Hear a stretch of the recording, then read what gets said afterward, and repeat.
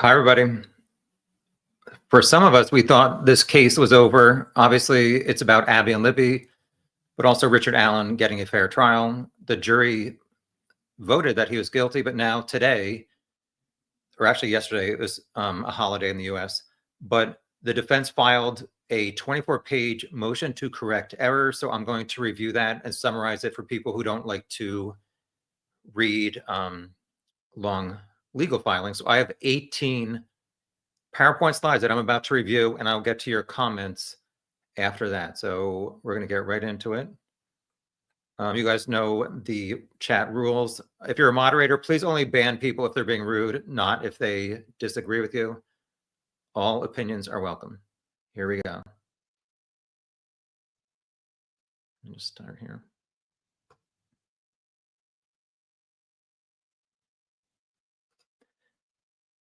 Give me 1 second.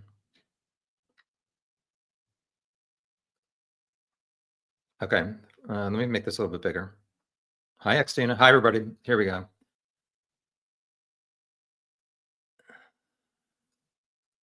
So, not sure why that's not working.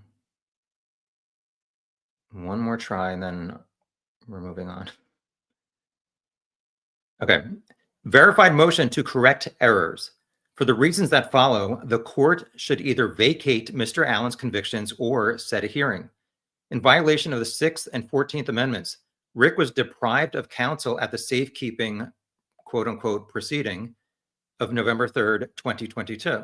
And under United States versus Chronic, the court must presume Rick was prejudiced by being unrepresented during that proceeding. I'll get to this in a second. So Brett Gibson was given $5,000 from Rick's wife to represent Rick. So I wrote, what does Brett Gibson say about being notified by McClelland or Rick or Kathy, his wife, that the hearing was taking place? Which apparently maybe it wasn't even a hearing, and Diener only got a piece of paper and signed off.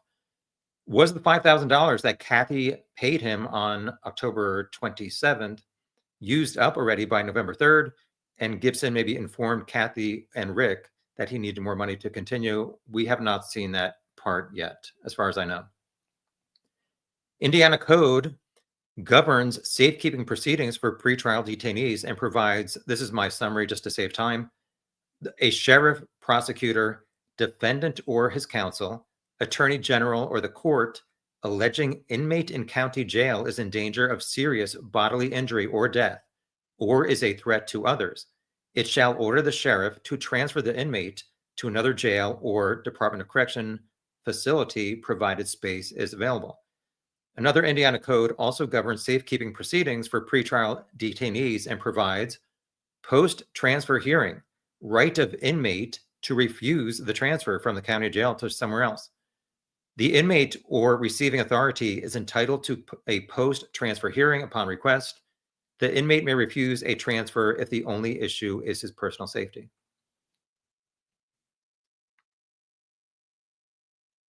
We're good, everybody? Just want to make sure everybody can hear. All right, we're moving along to the next slide. Like I said, I have like 17 more slides.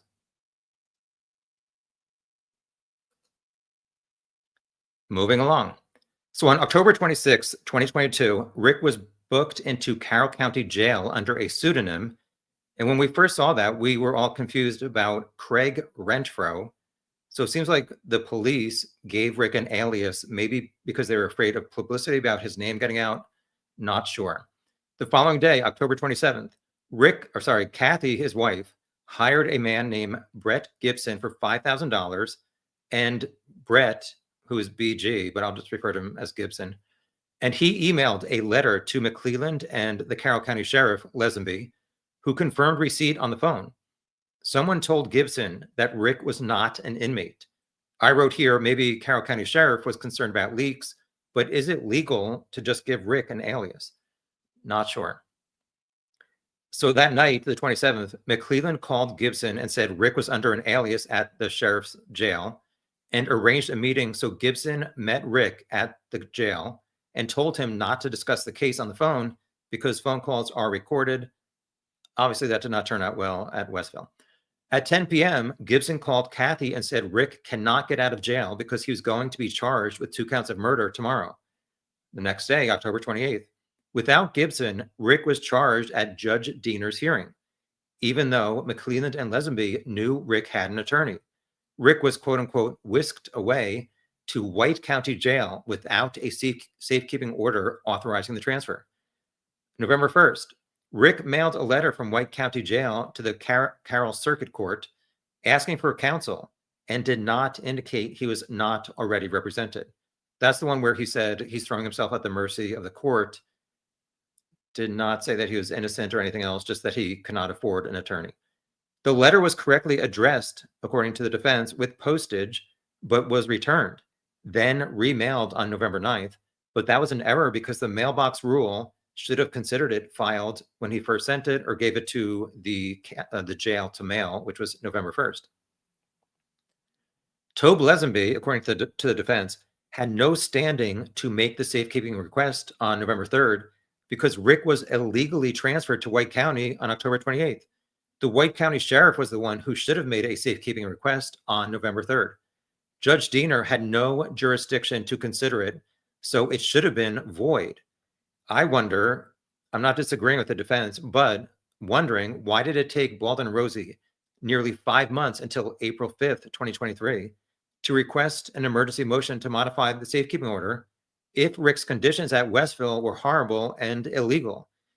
This information from like Gibson and Diener and stuff was available to the defense since 2022 from either Rick, his wife, or Gibson, the attorney. And also they could have presented it at the June 2023 hearing to modify the safekeeping order. But as far as I recall, they did not bring up this Gibson stuff. Correct me if I'm wrong. They stated they met with him, Baldwin Rosie, on March 24th, 2023, and he was fine mentally. Continuing. Diener engaged in ex parte, not Stacy Diener, the prosecutor. This is Judge Diener. Judge Diener exchanged in ex parte communications with Lesenby by helping him draft the safekeeping request in violation of Rule 3.10 of the Code of Judicial Conduct and also Rule 2.9. Diener was obligated to recuse himself under Rule 2.11 before the safekeeping hearing. Diener recused himself on November 3rd. Lesenby's safekeeping request was not served on anyone, although the law requires it be made by motion. Lesenby knew that Gibson was Rick's attorney and was required to serve him. Quote, even if he claims Mr. Gibson was not representing Mr. Allen at the time, Sheriff Lesenby was required to then serve Mr. Allen personally, end quote. The safekeeping request was not verified, so there was no evidence for Diener to make a finding. A hearing with notice to the parties about the safekeeping request was required.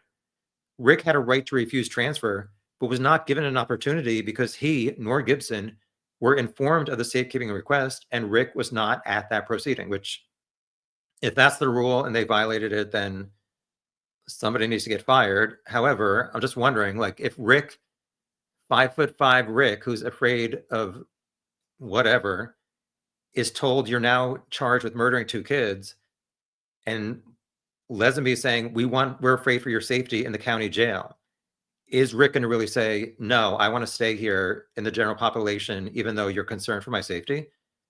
Regardless, obviously, he should have had the opportunity to make that decision. And according to the defense, he did not. Lesenby's request only had concern for Rick's personal safety without any statutorily authorized basis. It is a violation of the 6th Amendment and Indiana's Constitution to completely deprive a defendant of counsel at any critical stage of a criminal prosecution. Rick was unconstitutionally kept in solitary confinement, shackled, leashed, hooded, and deprived of human contact. Quote, as a consequence of that torture, Mr. Allen became psychotic.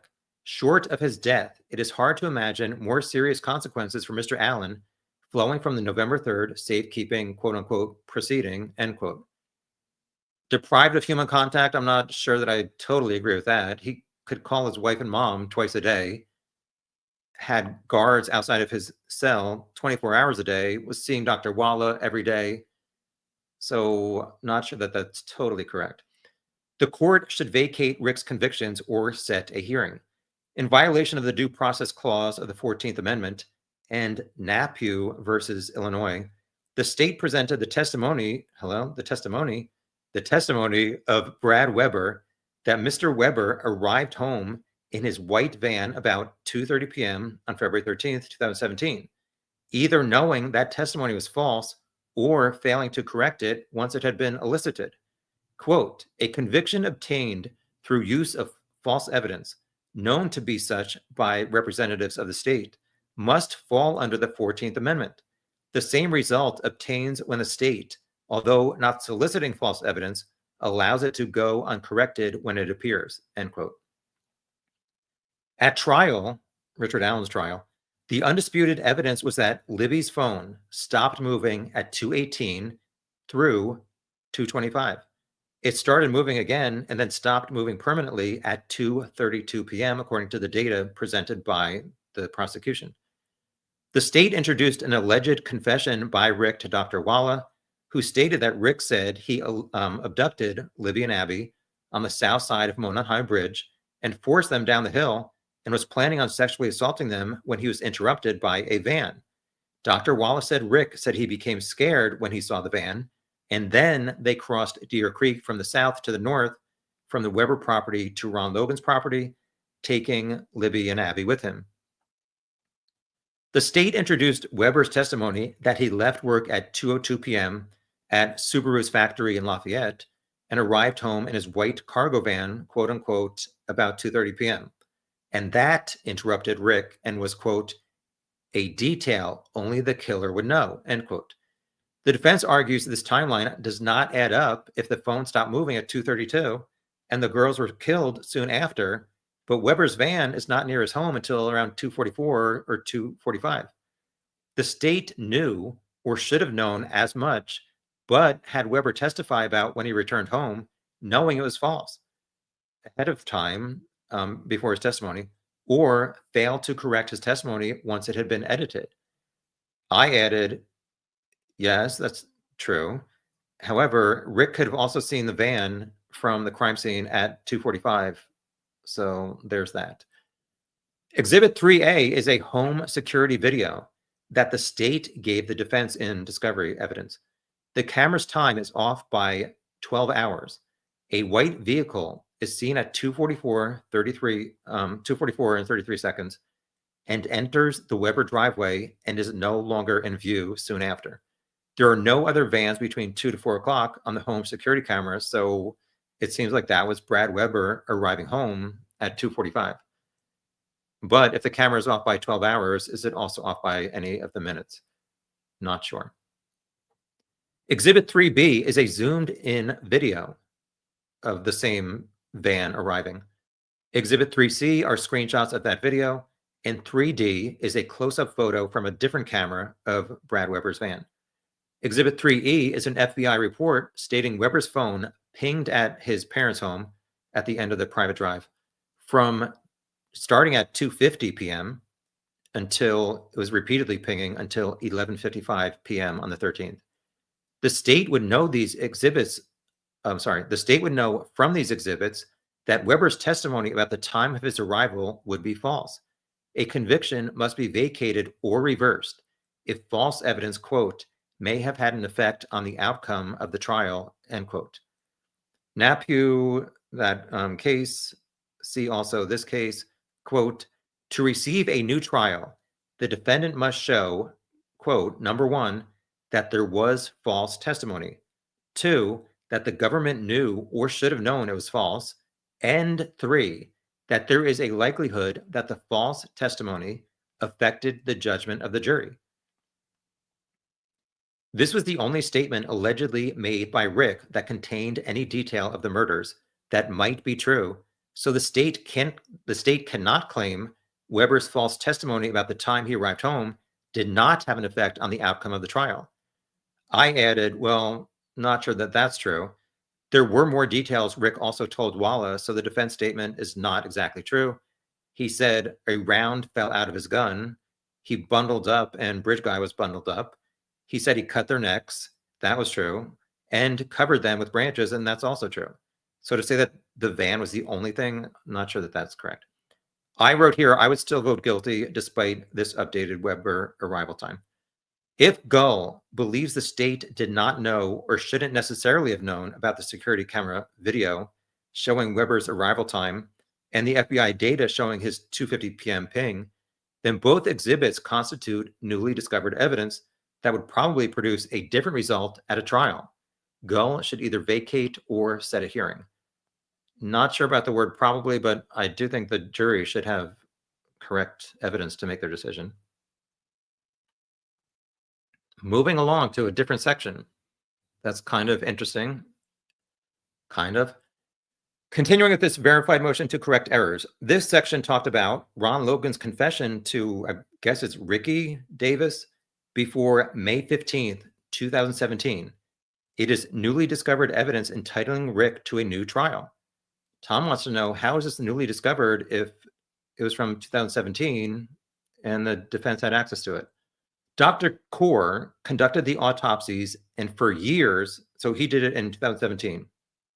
For years, he believed 2 weapons were used to kill Abby and Libby. He thought one was a serrated blade and the other a straight-edged blade. For the first time during the trial, Kaur, having had a eureka moment at his tool bench in his garage when he was looking at a box cutter, Dr. Kaur opined that the girls could have been killed by a single box cutter. Exhibit 4A is a tip from the FBI Orion database dated May 15th, 2017, claiming Ron Logan is alleged to have confessed to Ricky Davis in prison that he had killed Libby and Abby. Logan allegedly said he burned his clothes in a fire pit, used box cutters to inflict the wounds on their necks, struggled with one of the girls, and Ron Logan thought drops of his blood from his nose ended up on one of the girls' clothes. Tom wrote, Ron Logan's DNA was not on any of the retrieved clothing items. So if he got a bloody nose during some kind of struggle and it was on Libby's sweatshirt or something, why would he not take the sweatshirt to his burn pile and burn it instead of leaving it on Abby? Just something I'm thinking about. Why wouldn't he burn that clothing item? So Indiana State Police interviewed Davis on June 21st, 2017. Exhibit 4B are the handwritten notes by Sergeant Hansard. This dude's handwriting is so difficult. It's like Egyptian hieroglyphics. So the defense tried to decipher the writing, and so did I. I'm including what I deciphered. So this section here just says Exhibit 4. I'm going to show it in 1 second. Exhibit 4, Matt Hoffman, who's the defense investigator, his affidavit about this Ron Logan confession at Newcastle Correctional Facility, where Ron was for his violation of probation, and this other inmate, Ricky Davis. So this one part here, Exhibit 4A, Orion report submitted by Kathy Shank on May 9th, 2023. I want to know, why did it take 6 years to enter tips into Orion? Like, what is that, 6 or 7 months after Rick was arrested? May 15th, 2017, Davis contacted the FBI tip line. This is just a summary that I'll get it into more detail later, just saying that Ron confessed to him.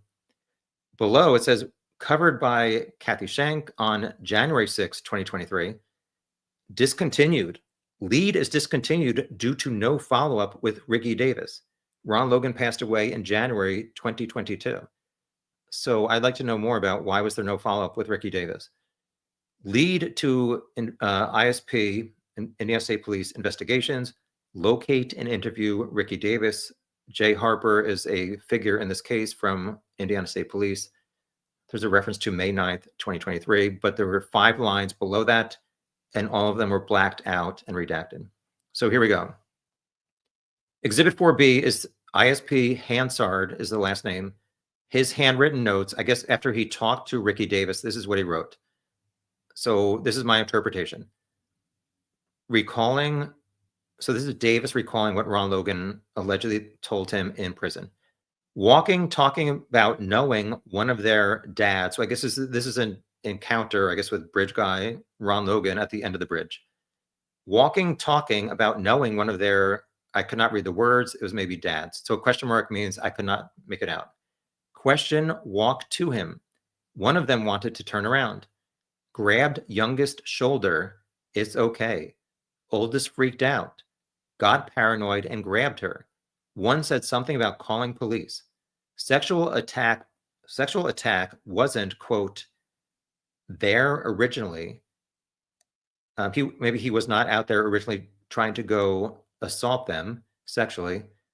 Paranoid about probation. So Ron was obviously on probation for driving while drunk. Felt like he crossed line when he grabbed youngest. He started talking. It's ironic, should have been in school. Obviously, this was a Monday afternoon. Talking to them, no one of their moms worked at a bar. Then something about animals. He walked to them, willing to go check out horses, and he said he told them he had rabbits in his barn. Walked through trail and woods. The oldest was paranoid, didn't want to go.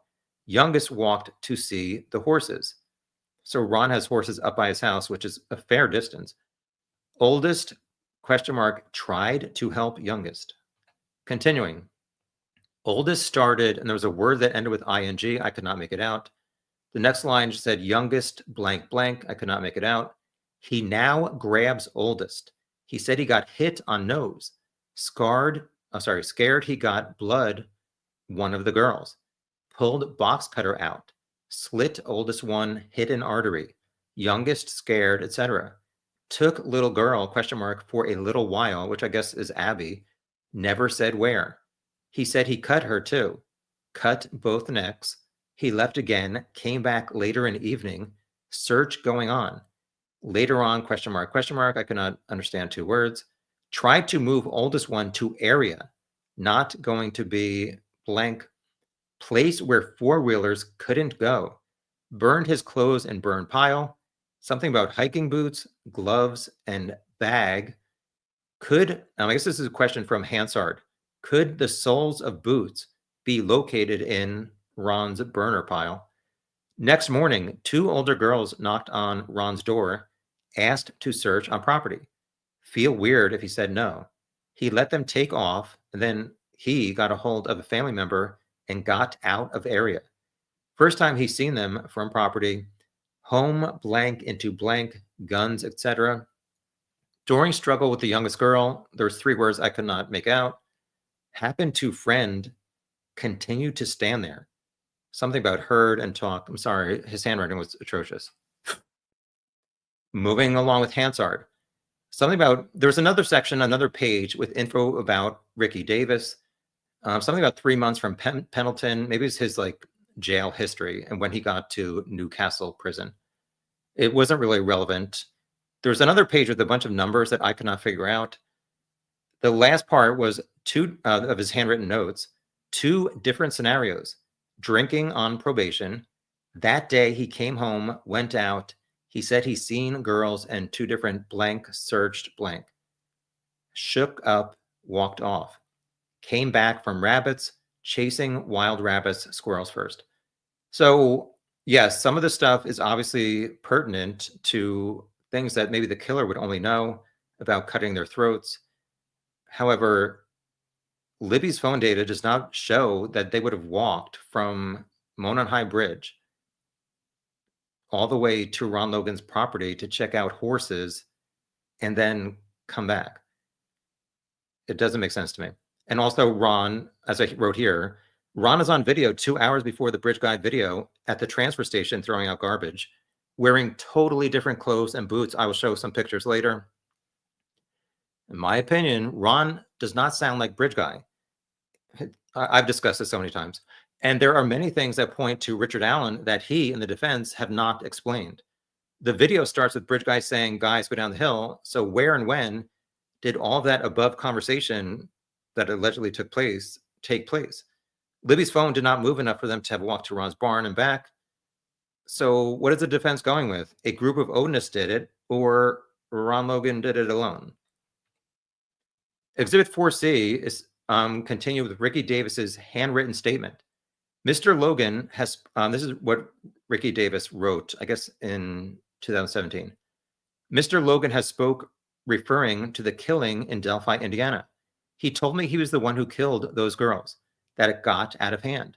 He walked with them in the woods to his property, and the girls wanted to turn back and said something about calling the police. He grabbed the youngest girl to reassure her it was okay. However, they panicked, and he was panicked. He indicated he ended up cutting the oldest with a box cutter. He went on telling me that he killed both of them because it was taken too far. I don't know. This scenario, like I said, there are some details that are suspicious. It does not add up to me, and I will never say that Ron Logan matches that man on the bridge or his voice. Feel free to disagree. So back to the defense saying, if Dr. Kaur, who did those autopsies, had stated 7 years ago when he did the autopsies, instead of at the November trial, that box cutters could have been the murder weapon, quote, there would certainly have been probable cause to arrest and charge Ron Logan with the girls' murders, end quote. Dr. Kaur's testimony about a box cutter makes Logan's confession to Davis newly discovered evidence that would either be admissible through Davis or Sergeant Hansard. I'm just wondering, like, why didn't the defense ever present this supposed confession in 2 years of their filings and at the summer 2024 hearings about third-party suspects? Quote, Ron Logan's confession exculpates Mr. Allen and would probably produce a different result at a trial. Again, not sure about that, probably. Gull should vacation. I'm sure she wishes she's on a vacation. Sorry. Gull should vacate. I wish I was on vacation. Gull should vacate the convictions or set a hearing. We're almost done. Maybe like 5 more minutes. Then I'll get to your comments. Exhibit 5, Stacey Eldridge affidavit. So if you recall, she was the one at the trial who talked about headphones. So the defense revisits that theory. Stacey Eldridge states dirt or water damage to the phone, Libby's phone, could not have caused the auxiliary jack on Libby's phone to log wired headphone plugged in at 5:44 p.m. and showing that it unplugged at 10:32 p.m. Quote, Ms. Eldridge's expert opinion is newly discovered evidence that would probably produce a different result at a new trial, end quote. Well, like, if she was paid to be an expert, why did she not produce it when she was paid before testifying? I just don't understand that part. Sergeant Cecil from the state testified a Google search shows iPhone users had headphone errors caused by dirt or water. Quote, the defense had no opportunity to counter First Sergeant Cecil's expert opinion courtesy of Google. Why not? They had a chance to cross-examine him. The short version of Miss Eldridge's actual expert opinion is nothing in the data on Libby's phone indicated water damage. None of the law enforcement reports reflect dirt or water damage. Photographs after it was discovered under Abby did not show the phone to be wet, dirty, or covered by debris. I was at the trial, and I think there was some reference to it being dirty. Not sure. Miss Eldridge is, quote, unaware of any scientific or technological research suggesting that water or dirt damage to an iPhone 6S would cause the phone to inaccurately log wired headphones in or wired headphones out, end quote. Tom, as many of you did a simple Google search like Cecil, but there are plenty of iPhone users complaining about being stuck in headphone mode after their phone was in water. Even for the 6S, people were posting in 2016 before the murder. So it does seem to be an issue. And I guess the defense is upset. Law enforcement stated there was no evidence Rick returned to the crime scene after Sarah Carbois saw him on 300 North, the road, quote, at approximately 3:50 p.m. on February 13th, 2017. Well, her car was 3:56 or 3:57. If Miss Eldridge's actual expert opinion that wired headphones were plugged into Libby's auxiliary port at 5:44 and unplugged almost 5 hours later were credited by a jury, the state's narrative is impossible. Someone other than Richard Allen was handling Libby's phone multiple times long after the state contended contended Mr. Allen left the scene, end quote. Well, what does it mean credited by a jury? She said that in front of the jury and they voted Rick guilty. Also, like I just said, a lot of users said that they're in headphone mode after water damage. We know that they crossed the creek. Finally, I see no sense about someone standing at the crime scene at 5:44 p.m.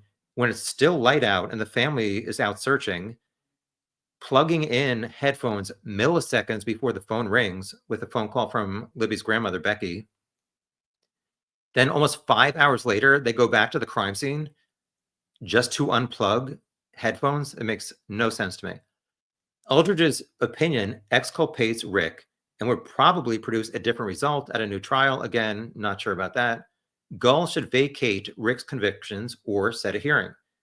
The matter set out and attested to above, taken individually or cumulatively, entitle Mr. Allen either to have his convictions vacated or to have a hearing on those matters set. So that was the end of that 24-page document. I have a few more slides.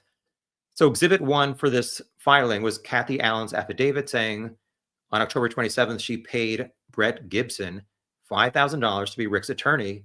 And that evening, Gibson emailed McClelland that he was representing Rick and to cease all questioning of Rick. Exhibit 1A was an email receipt from Gibson saying he got her money. Exhibit 1B is an email from Gibson to McClelland saying Rick will not be giving any statements to law enforcement. Exhibit 1C is Brad Rosie's affidavit. He communicated with Gibson, who stated he informed McClelland via email and phone that he represented Rick, and McClelland assisted in setting up a meeting between Gibson and Rick at Carroll County Jail, which I think was on the evening of the 27th. Exhibit 1D from 2 days ago is an email from Gibson to Rosie. Tom wants to know, why was this not discussed in November 2022 when Rosie and Baldwin became Rick's attorneys? If it's such a big issue, which I'm not saying it's not a big issue, I'm just wondering why the defense did not address it until after their client was found guilty. Obviously, they addressed it, but I'm just saying with Gibson, it seems like they did not, his first attorney. So on October 27, 2022, Gibson said in this email to Rosie that he called the Carroll County Sheriff, Lesenby, and Lesenby confirmed receipt of Gibson's letter, but he was told that Rick was not an inmate, I guess because of that alias. So this is more from that email from Gibson. I contacted prosecutor Nick McClelland by email. He called me on my cell phone afterwards. He advised me that Richard Allen was in the Carroll County Jail, and they had him listed under a different name / alias. He arranged, McClelland arranged for me to meet with Richard at the jail that evening on the 27th. Someone from the sheriff's office took me to a meeting room in the jail. It appeared that regular jail staff did not know Richard was there. So again, I guess they're trying to prevent any public leaks.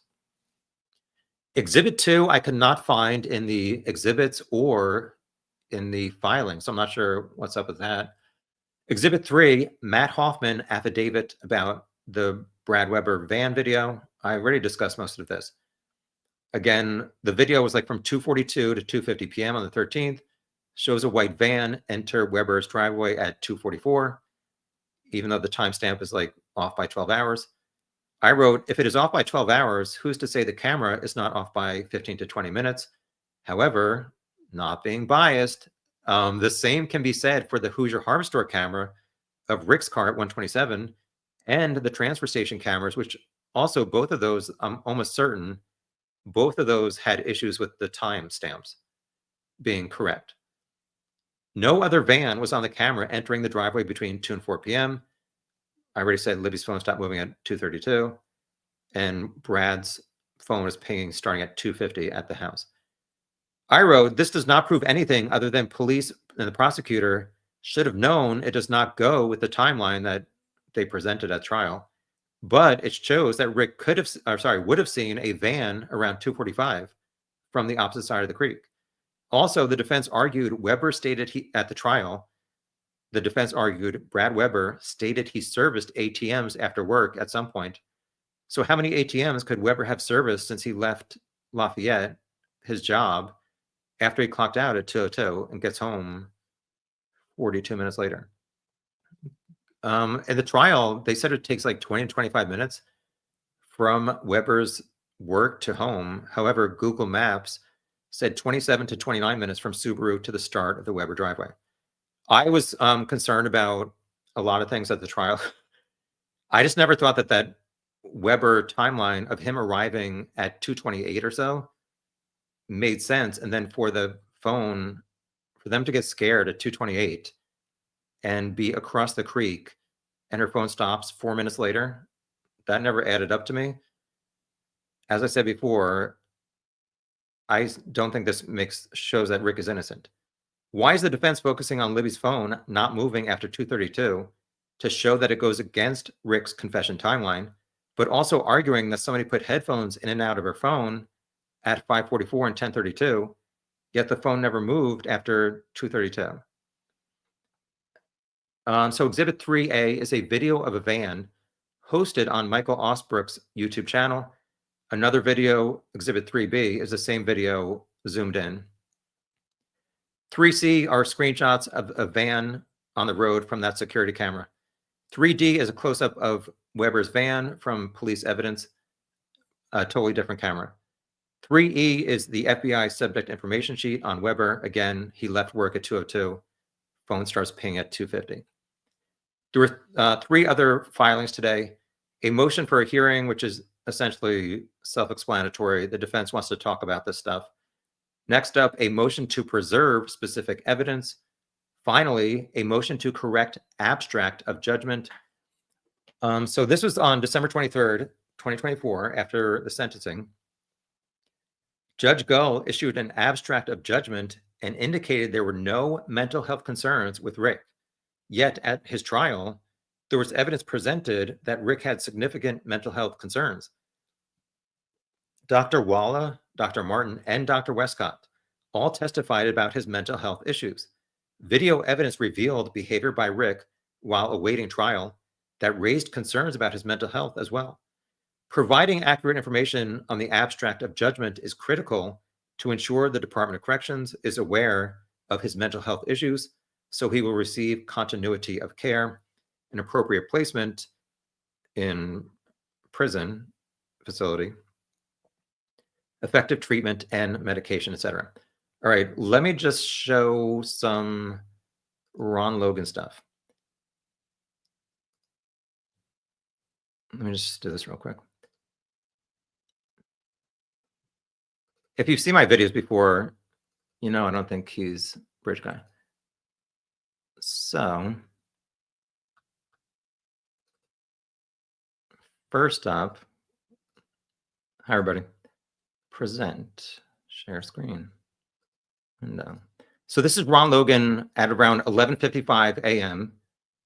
And you can see he has boots almost up to his knees, dark blue jeans. And that jacket is not Bridge Guy's jacket. He has prescription glasses on to see and nothing on his head. So we have to assume that he totally changed his entire clothes in 2 hours before he went to the bridge, where his ex-wife said he was afraid of heights in the bridge and would never go 3 feet out.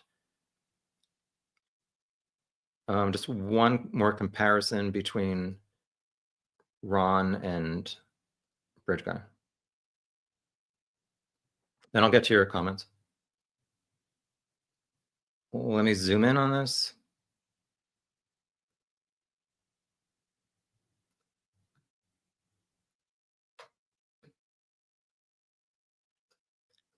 So to me, at least on the right, Ron Logan was wearing dark jeans and those big boots.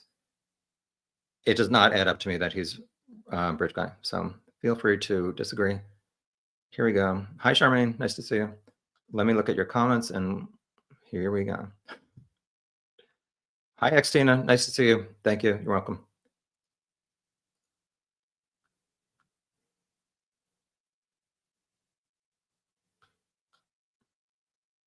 Let me just scroll back up. Back that thing up.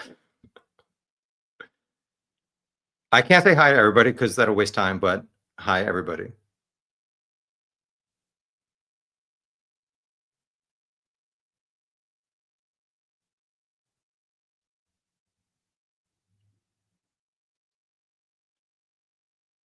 Um,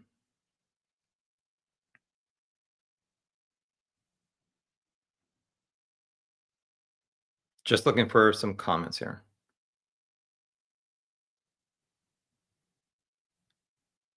High necessary evil. I don't believe his story. Yeah, Rick's story does not add up to me. Obviously, the Ron Logan thing has some interesting details that maybe only the killer would know. As I just showed, to me, he will never be Bridge Guy.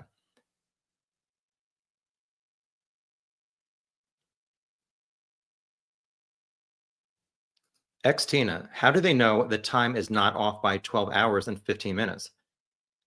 Good question. I know that with the Hoosier Harvester camera, it was off.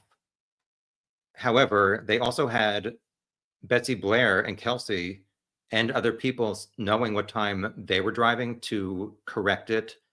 And also, the police were looking at the Hoosier Harvester camera and they knew when they were watching it, like the live feed, to know how off it was. Not sure what police did about this home security camera to see exactly how off it was from the correct time. I'm not saying that it's not correct, but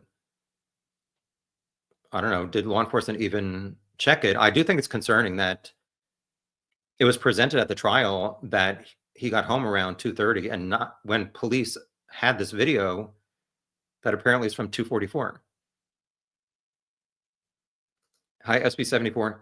That 2:44 time makes no difference. I agree. It negates Rick's supposed confession to Walla. So I agree with that part of it. It makes no difference in the final guilty verdict, in my opinion. And as I said, there's so many other things that Rick and his defense team never answered and drew attention away from. So not sure this is going to change the outcome of any jury. However, I do think the jury needs the correct facts and evidence to make whatever decision they want to make. Hi, Miss Flower. Sounds like desperate measures by the defense. Well, if police and the prosecutor are not following rules and Judge Diener about safekeeping procedure, then they need to be reprimanded.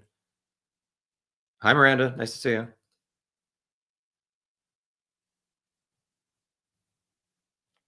Hi, Jamie, and your husband. Yes, guilty. Nothing changes. I know the murder sheet interviewed one of the jurors. Will they reach out to her again and say, would this change your verdict? That'd be interesting to find out. Ex Tina, Gull is not going to overturn this verdict, but will she allow a hearing? I think there should be a hearing on it. And like I said, if people are not following their job rules, there needs to be some consequences. Hi, Billy. We're not supposed to curse, but I guess emoji curses are okay. The defense has been full of emojis from the beginning. I'm just curious why it took so long for the defense to talk to Rick's first attorney. Why did it take 4.5 months for them to get Rick out of Westville? If it was so horrible and the procedure was not followed for the safekeeping transfer. That's what I don't understand. Ex Tina, maybe that guy's handwriting was not hieroglyphics. Maybe it was written in runes. Hashtag conspiracy. Hi, the real dragon. Hi, Ben. Hi, Dee More candy. Hi, Lisa. I used to work in Newcastle, Indiana. I was told by some old man, Ron Logan, it was the meth capital of the Midwest. I thought you were going to say you worked at Newcastle prison.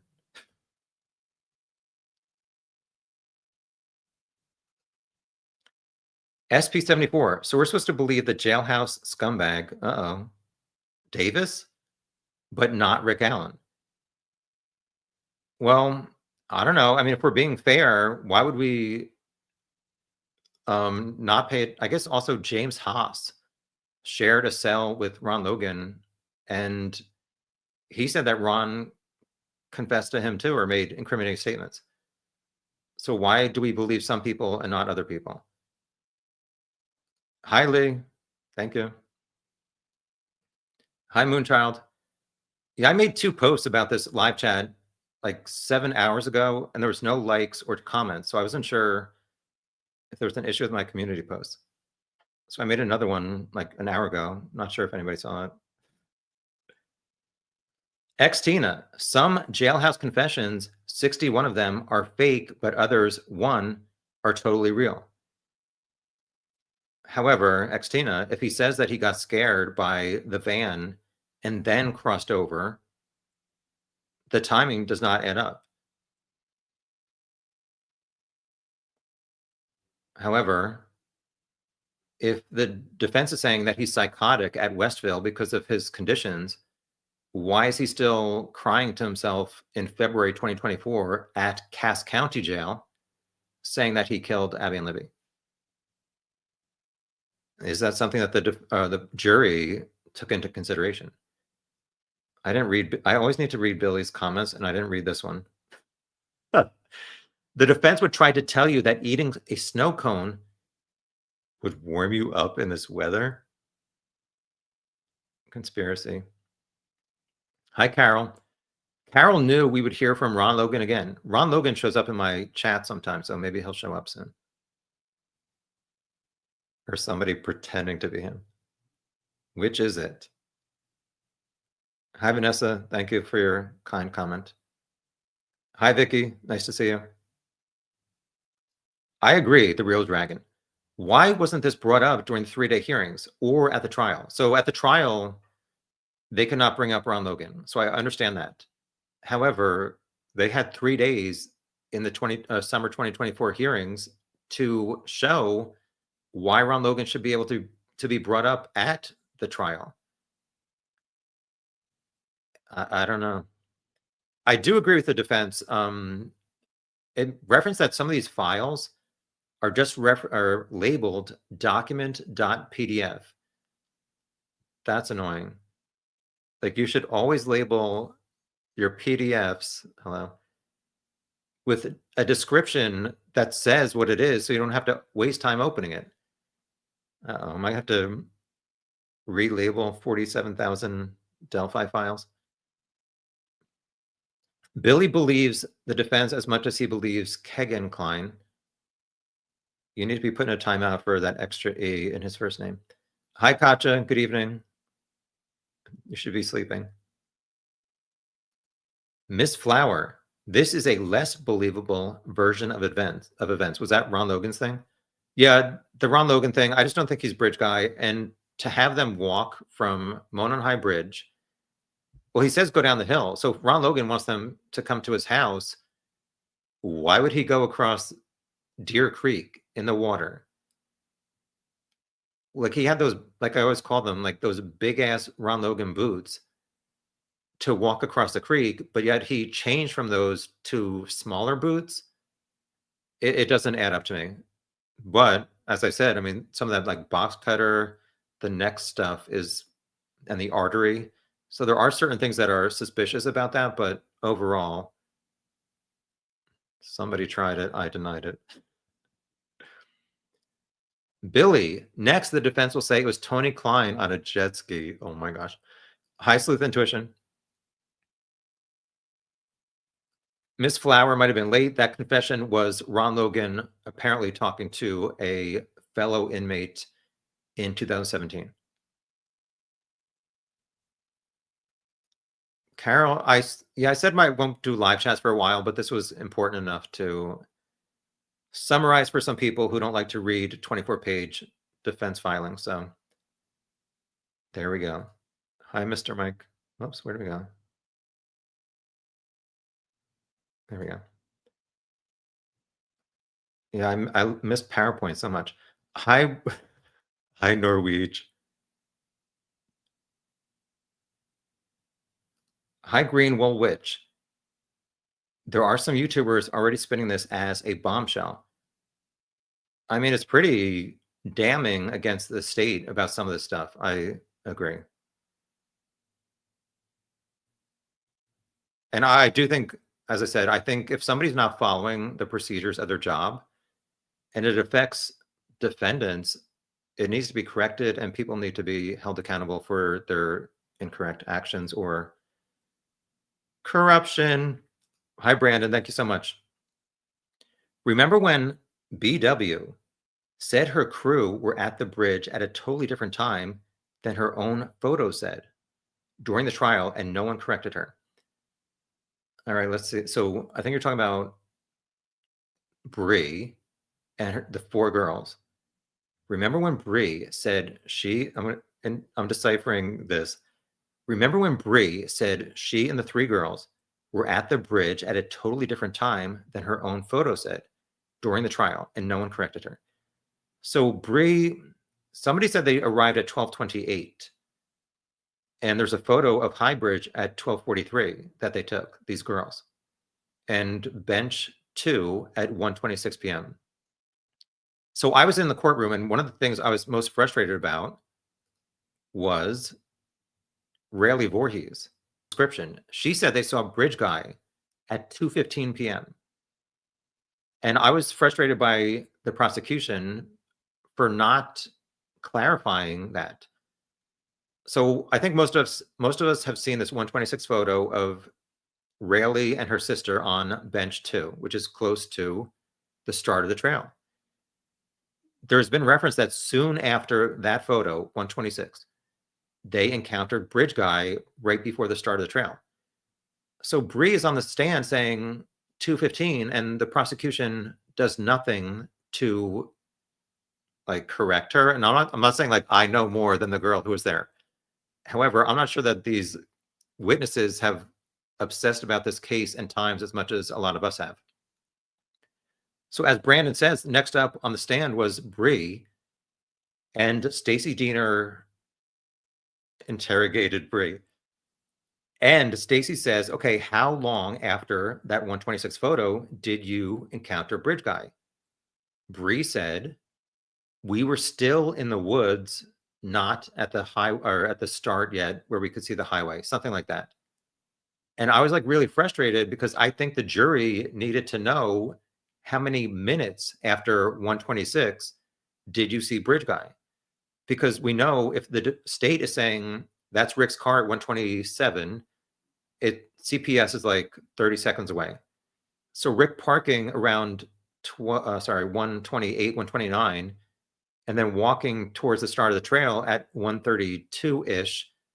If these girls say it was about 5 minutes after that, that totally adds up to Rick's car being seen.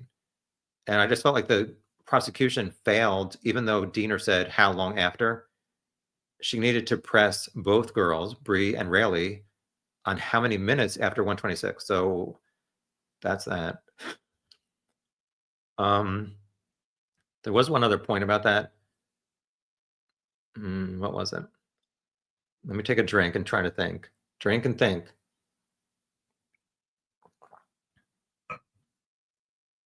I think it's just that if it's 126 and Rayleigh says 1 or 2:15, they saw a bridge guy. How many minutes is that? 50? Like, how is it 50 minutes between bench 2 and the start, not even the start of the trail? These four girls were spending 50 minutes? That doesn't add up to me. So at the next trial, that needs to be clarified. Where would I go on vacation? Bora Bora. Thank you for your question.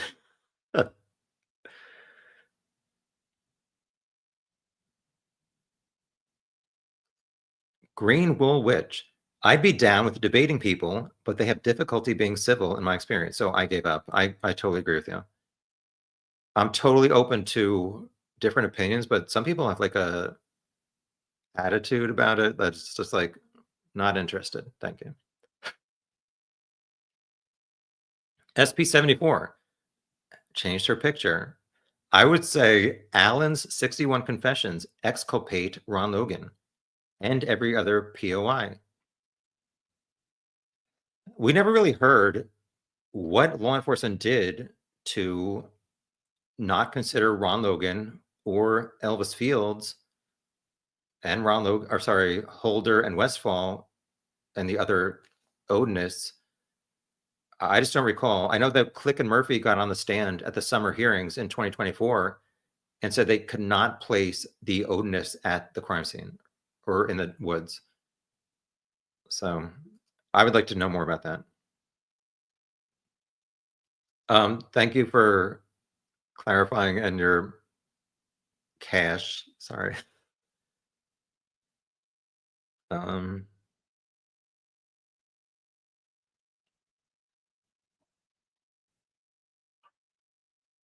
Miss Flower, no one thought the auxiliary jack issue with the phone was the only thing that led to Rick's guilt.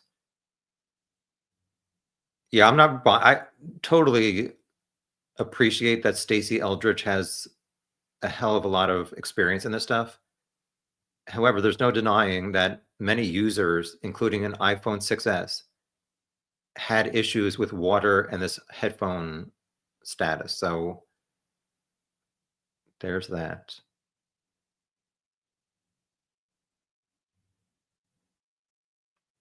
Norwege. I've had it happen with an iPhone back when I had one with a headphone jack after being near my pool and it got slightly wet. Yeah, I mean, just even if it was true that somebody miraculously just happened to plug in headphones milliseconds before the phone rings from Libby's grandmother, and then it's in there for 5 hours at the crime scene. What scenario does that make sense that somebody was there at 5:44? Like I said, it was light out. The family was searching, and then they come back when there are other searchers there at 10:30 ish, just to remove headphones. It makes no sense.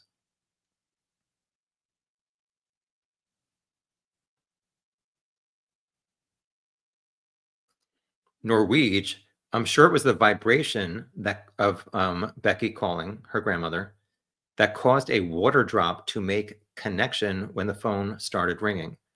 I've noticed my phone vibrating just slightly before the ringer is audible. I agree. Makes sense. However, people talk about this phone connection and why did it get like 15 messages at 4:33 a.m. on the 14th? I don't know. I mean, it's in the woods under a body that's, I don't know, been dead for a few hours. But if it rings at 5:44, when did it ring? Sorry, I need to get my facts straight. I guess it was at 5:44 was the start when it rang, correct? From her grandmother, and that initiated the headphone jack thing. So how did she have access to the phone under the body in the woods at 5:44, but not again until like 4:33? Not saying it's a conspiracy.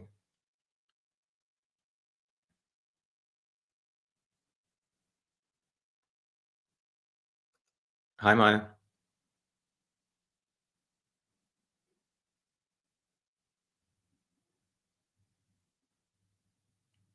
Hi, don't dox me. You're welcome. Maureen says, I think she said, leave Ron Logan alone. He knew it was a snow day off. Ridiculous. But how would Ron Logan know that kids are off from school if it's not snow? There's no snow.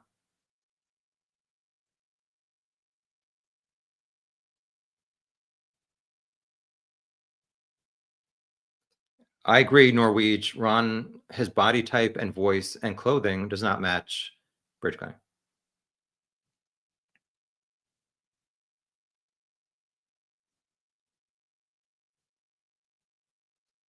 Laura is concerned, hi Laura, that a rugged guy like Ron Logan would be afraid to go on the bridge.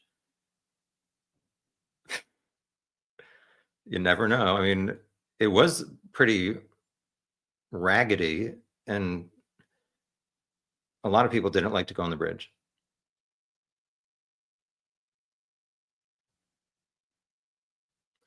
Hi, the flaxen being. Libby's phone glitched when dropped in the water, didn't record steps after that. Yeah, I need to go back and look at all the step data and just kind of like review what goes on or what was happening.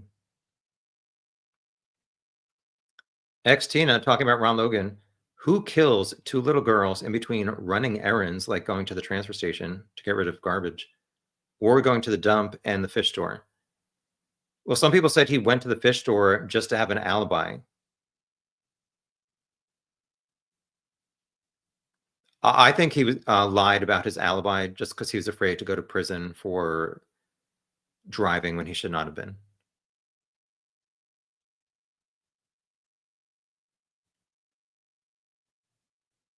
High caricature contest.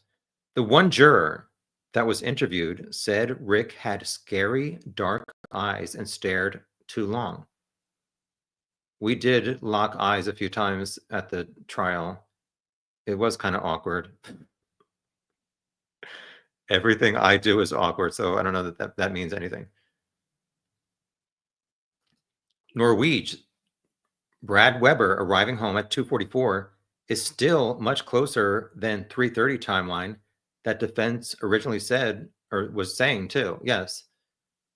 So why did the defense why were they saying at the trial that Brad Weber went to service ATMs, which apparently Brad Weber was the one who said that early on in 2017 and then later changed his statement. So I'm not faulting the defense for that. However, why did they not bring up this 244 when Brad Weber was on the stand?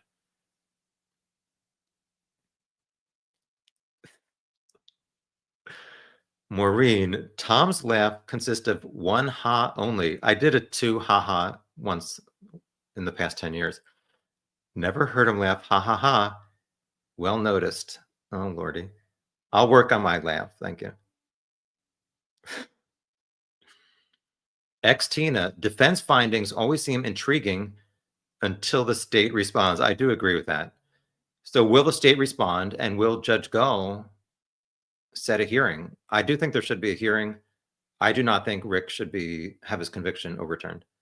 However, I do think the jury deserves to have the true facts to make their decision.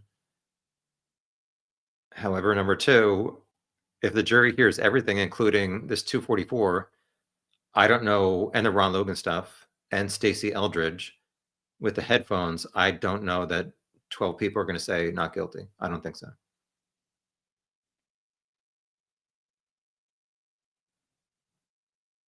I haven't said this in many months. How far behind am I? 20 minutes. Hi, Christy.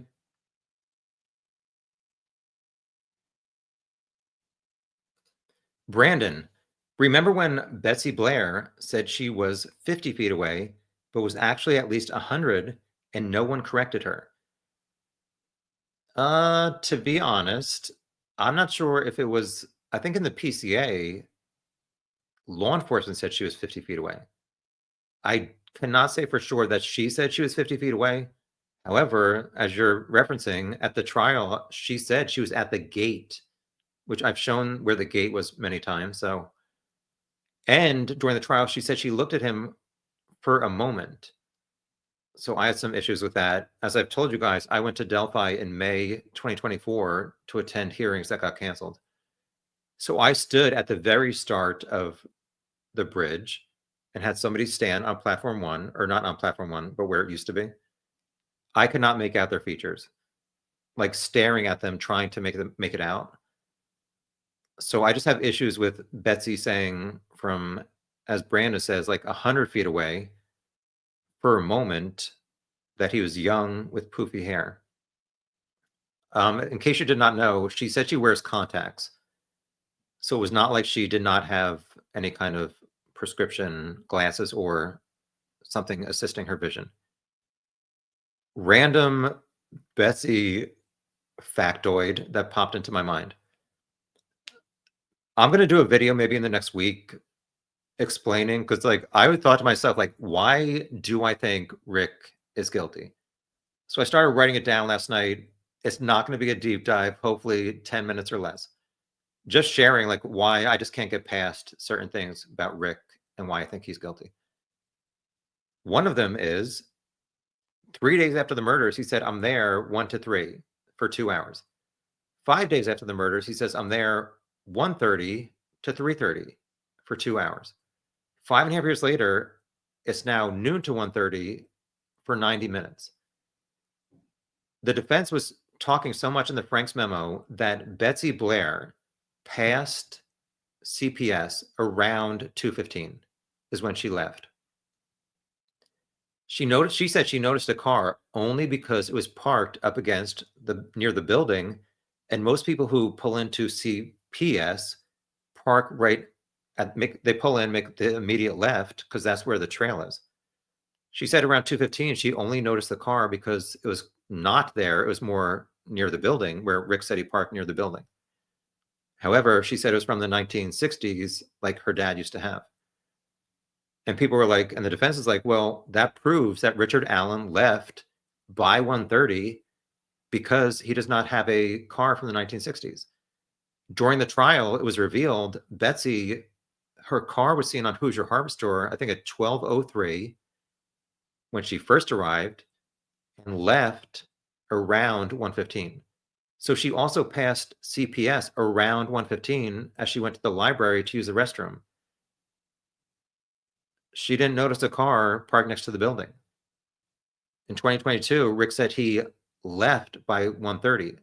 So why was his car not noticeable to Betsy at 1:15? I understand that he could have said around 1:30, but he could have left at 1:15. But how is Brad Weber wrong for saying around 2:30, but arrived around 2:45?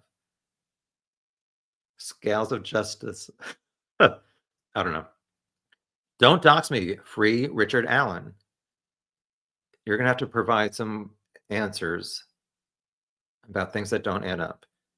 Don't dox me. If you want to reply politely to my points that I'll make in my Why is Rick Guilty, feel free to, and I'll respond to you in the comments as long as you're polite.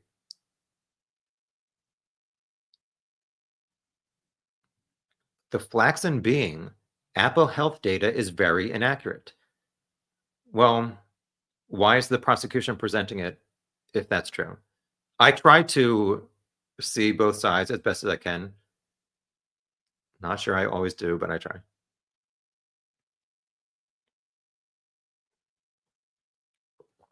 Billy also updated his picture. Hi to your dog.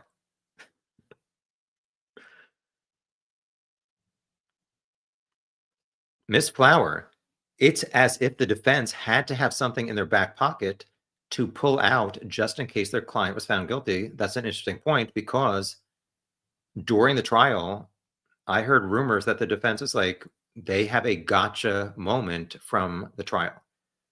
So if that gotcha moment, or one of them, was this 244, like, why are you saving it till after your client is found guilty? Why not present that to the jury? That's what I don't understand.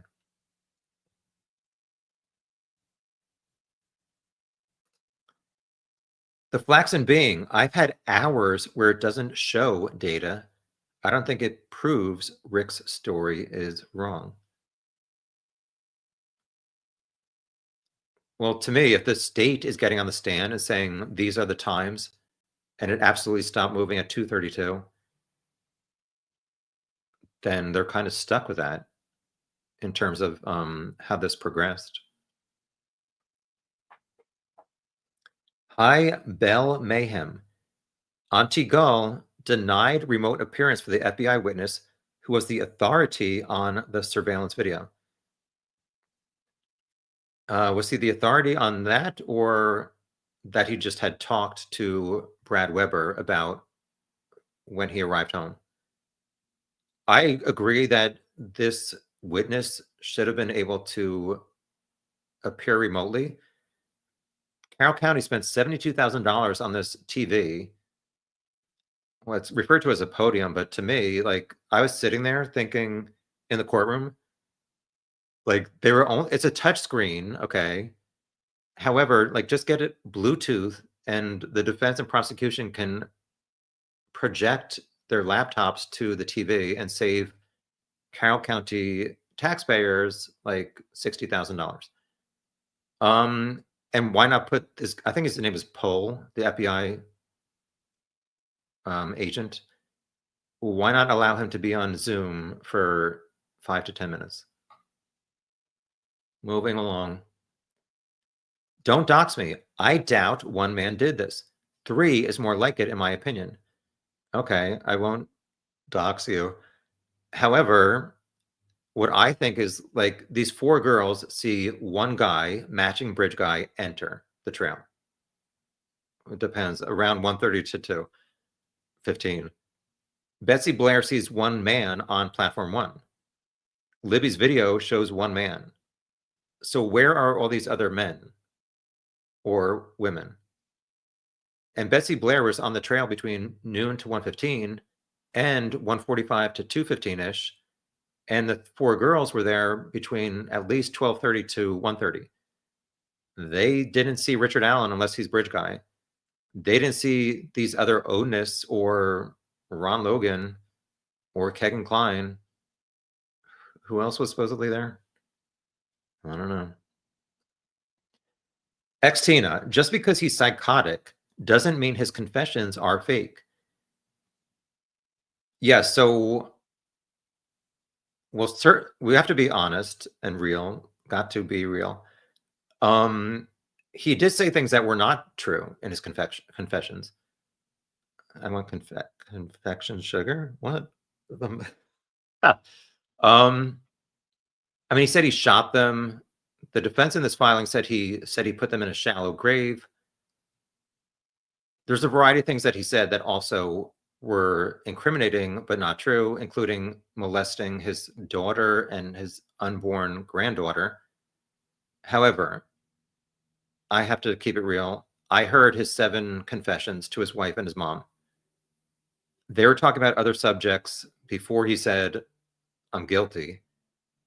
I could not agree that he sounds psychotic, crazy, out of it.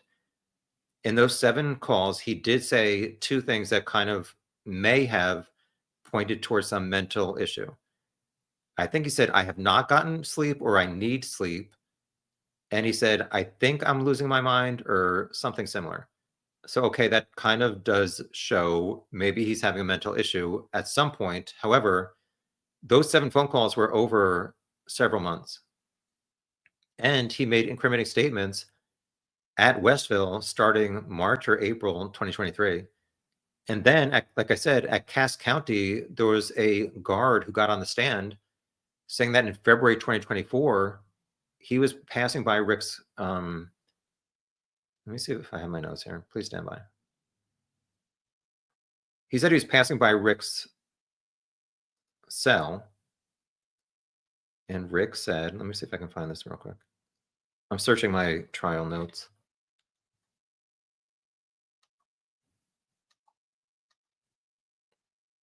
I don't have it, sorry. But Rick, I guess, was crying on his bed in Cass County in February 2024 after he left Westville, after he left Wabash. He's at Cass County that have better cell conditions. And apparently he's crying, saying that he is guilty of this crime. Why, if he's not psychotic anymore?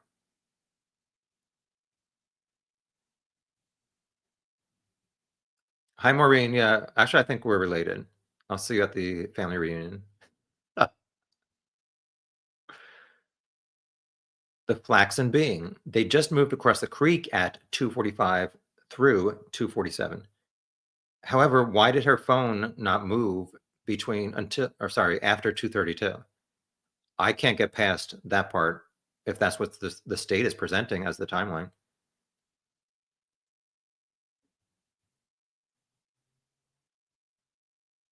Don't dox me. See, I am posting opposing views. 4 guys confessed to this crime. Rick, apparently Ron Logan, twice to other inmates. Elvis Fields to 2 sisters. They were not Kegan Kline directly to the face of police at Grissom Air Force Base.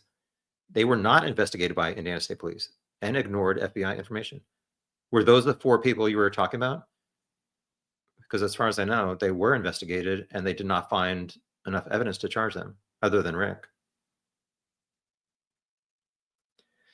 Miss Flower, I think there had always been rumors that their throats were cut, so it's not so crazy to think Logan came up with that. However, why is he telling inmates that he did this if it's not true? Not sure. Hi, Marissa. Happy Tuesday.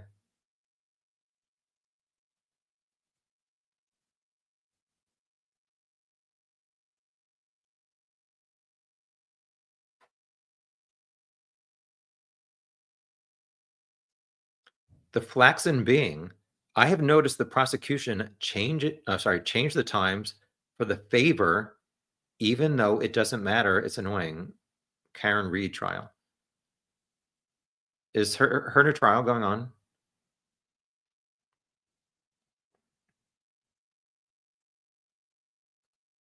Bell Mayhem. This guy, Ricky Davis, or Richie, this guy was already in jail when the murders happened. He gave this info about Ron Logan's confession in May 2017 before anyone knew most of these details. I guess you're correct. However, how do you explain Ron Logan? As I showed before, I just don't think those clothes match at all. And Ron Logan had the voice of a grandpa. He was 77. To me, Bridge Guy's voice is like between 35 to 55. Does not sound like Ron Logan. And I'm not saying Ron saying, go down the heel. I'm just saying in all of his other TV interviews that he's like, here's the crime scene. Hopefully I'm not going to be found to be guilty. I just don't understand that stuff.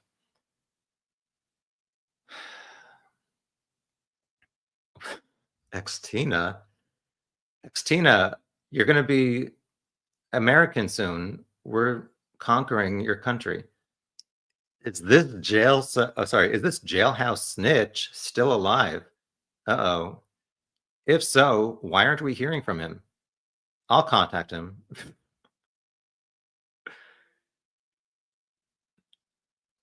Maureen, you should have gone into the Walsh pub and asked them done stuff. I did go into Walsh's pub. Marissa, have you heard how Rick is doing in prison now? Well, during the trial, there were whispers or talking that Rick was acting violent at Cass County. As I said during my trial coverage where I was exhausted, one of the most surprising things to me being in the courtroom, I had seen these videos of Rick attending prior hearings, like the one where he's wearing like a yellow ensemble. He looked horrible and like not mentally there. The first day of the trial, holy crap, that's Richard Allen walking in, looked totally normal. Not crazy at all. Not worried at all that he's about to have a trial accusing him of killing 2 kids. And some people can say, well, he's innocent, so he's not worried. However, like if you're falsely accused of killing 2 kids, you may be showing like some nerves on the first day of your trial. So not sure what's going on with Rick in prison now. I don't know. Yeah, so he's back at Westville. As far as I know, he's not in that same cell. I don't know. I don't want to like speculate. I heard something like he's in a different unit, not G unit. Does anybody get that rap reference? All right, moving along. Miss Maya, Ron Logan looks absolutely nothing like Bridge Guy. High five on that, sister. The only thing they have in common is they're both men. Correct. I just don't think Ron was Bridge Guy. But it is concerning that 2 other inmates said Ron confessed stuff. Not just stuff, but that he killed Abby and Libby. Bell Mayhem. Rick's car was leaving at 127. I'm going to have to disagree with that. The car was supposedly headed from Mears in the direction of CPS. Rick said he parked next to an old building. He said he parked at CPS. Even though he didn't use the word CPS, he confirmed it was across from Anderson's. So, no, sorry. He did not go back past Mears at 127. It was headed towards CPS. So at the trial on that day, this is one of the things I was most looking forward to seeing as evidence to, like, because when I got to the trial, I said I would not vote him guilty. I would vote not guilty at the start of the trial. By the end, I would vote guilty. But on that day, I was in the second row, like 10 on the edge in the aisle, and I'm like 10 feet behind Richard Allen. So I really wanted to see this video of Hoosier Harbor Store at 127 because I looked at these other photos of Rick's car at CVS, his work, and I had a list of like 5 things to compare whatever they were going to show on the TV. Like, does it have the same black hubcap wheels? Is the back a hatchback? Are the back lights similar, the front lights similar to Rick's car, this 127 video? They didn't show the video on the TV. Part of the reason may have been because the jury, I don't think, can review videos in the deliberation room. So the car was on camera for 9 seconds. So Steve Mullen, the investigator, took a screenshot for each of those 9 seconds. So the jury got 9 screenshots of this car.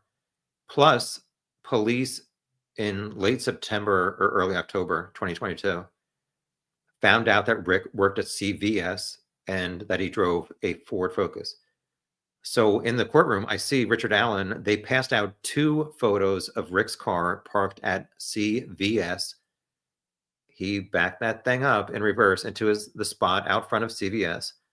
So I saw Rick looking at a close-up photo of his car that police took. Unfortunately, I could not see the 9 screenshots of the 127 video. However, the jury voted guilty. So in my opinion, maybe there was no distinction between those Rick's car and the 127 video to cause them to think, okay, maybe that's not his car. Hopefully, like, that's the evidence I want to see the most, or one of the things. Hopefully it'll get released at some point. Hi, Julian. Thanks for becoming a member. I appreciate it. I'm now 30 minutes behind.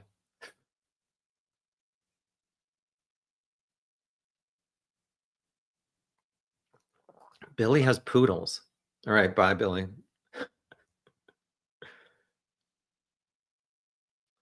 Shrooms, Gumby, and Adderall. That's the first time I've seen you.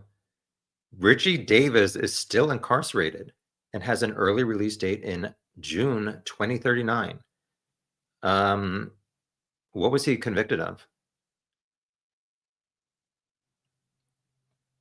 People are complaining about slow mode. Please stand by.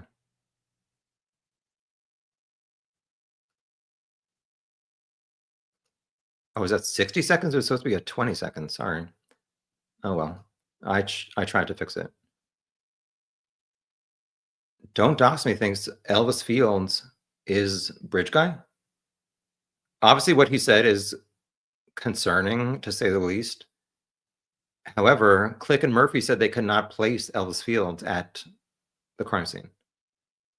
And even though he said something about antlers or horns placed on Abby, some people who saw the crime scene photos say those are just like regular branches or part of the woods and not specifically placed to resemble horns or antlers.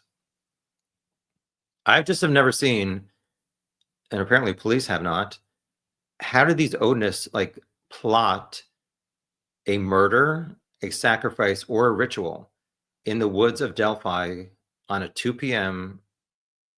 At 2 p.m. on a Monday afternoon in Delphi, where some of these Odinists live 2 hours away in Rushville.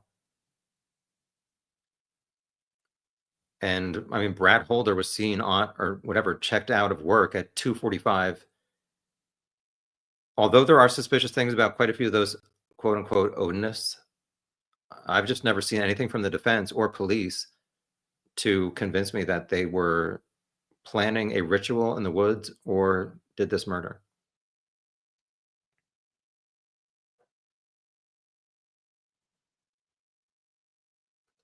Bell Mayhem. So, do people pull the forensic data extraction on their phones when it gets water in it? I guess you're talking about the headphone notification. There's some kind of error message, I guess, that they see where the volume is not working correctly. So it's showing in headphone mode. And that's why they're saying water is getting into that port and showing that the headphones are connected when they're not actually connected. So Eldridge is saying headphones were plugged in, but there was water damage, although she says there was not water damage. Hopefully, I don't know. We'll see at the next trial. No, I'm not going. Hi, Miss Persevere. I actually might still have my old 6S somewhere, and it's probably still stuck in headphones error. SP74, Rick was arriving at 127. From what he said he did that morning, he couldn't have gotten to the trail by noon. Yeah, so he said, that's a good point. Why didn't I ever think of it? Well, he said he was at his mom's until 11 or 11:15, but then that he went home. I mean, if he says around noon, that could be 12:10 or something. My issue is like 5.5 years later, your memory is not as good. So 3 days after the murders, I was there 1 to 3. 2 days after that, I was there 1:30 to 3:30. 5.5 years later, I was there noon to 1:30. That's suspicious to me. Also, he was there 90 minutes. He said twice he was there for 2 hours. It takes 15 minutes from CPS to walk to the start of Highbridge. So here we go, 2 hours, or let's do 90 minutes even. He parks, goes to the bridge, 15 minutes to get back. That's 30 minutes out of 90 minutes. So that's an hour of time. Said he stood on platform 1 looking at fish. We all know the creek was cloudy, so you ain't seeing no fish when it's cloudy. How long is he looking over platform 1 at the creek? He has 60 minutes of unaccounted time. He says he went to sit on a bench overlooking the creek, which I assume is at the Mears intersection. He said on October 13th in his discussion with Mullen that he was on that bench for a few minutes. So he's looking at the creek for what, 15 minutes? Sitting on the bench for, I'll say, even though he said a few minutes, let's say 15 minutes. That's like a half hour. That doesn't explain his 90-minute noon to 1:30 timeline. Yet within the first week, twice he said he was there for 2 hours. It does not add up. And also, I mean, just to me, the 1:30 scene he says he was on platform 1. Betsy Blair sees someone matching Rick's clothing on platform 1. She turns around. Here come Abby and Libby.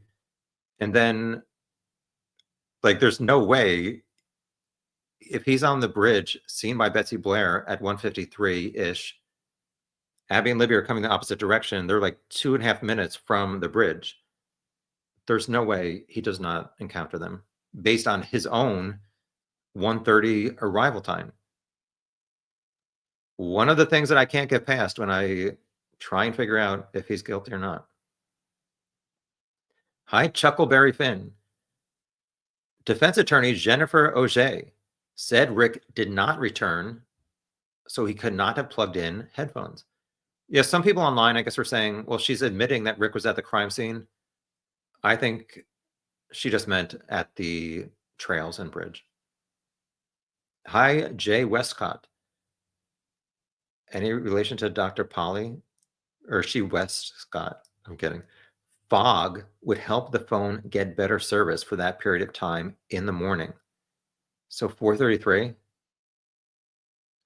Yeah, I think you're correct that I think the helicopter was delayed on the 14th due to fog. I'm not sure. There are certain things that are hard to understand about, like the cell service and why did the phone work certain times and then it got 15 messages at 4:33.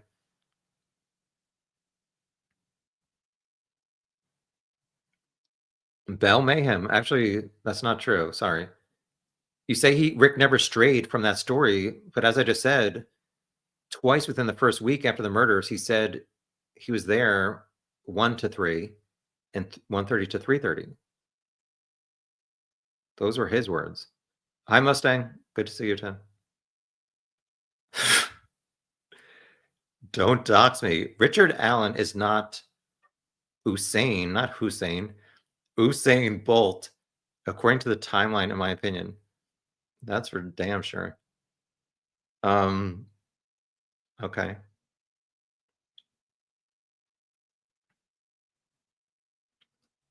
Marissa has iPhones. I think water got into the iPhone when they crossed the creek, and that's just when it hit the headset. So I do not believe anybody touched the phone.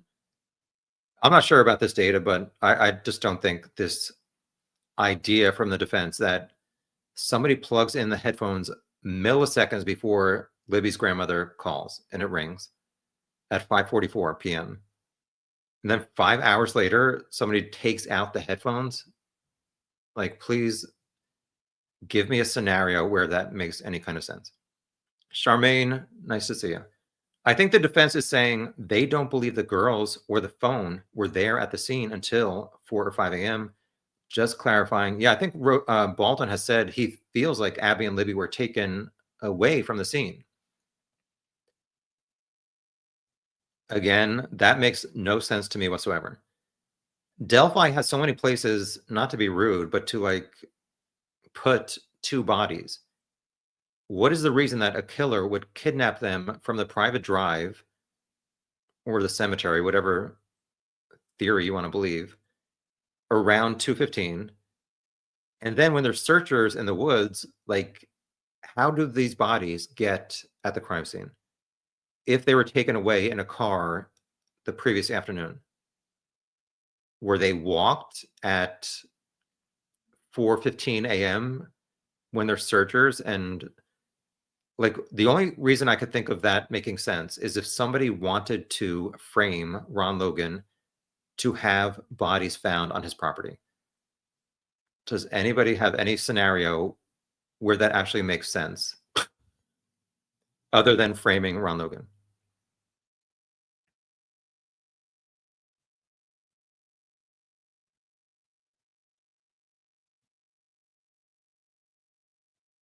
Hi, Malibu. There has to be an end to litigation after a fair trial. Well, an appeal is considered continuing the fairness for a defendant who's found guilty. Hi, Venus Gal. Nice to see you. Ron Logan had nothing to do with this.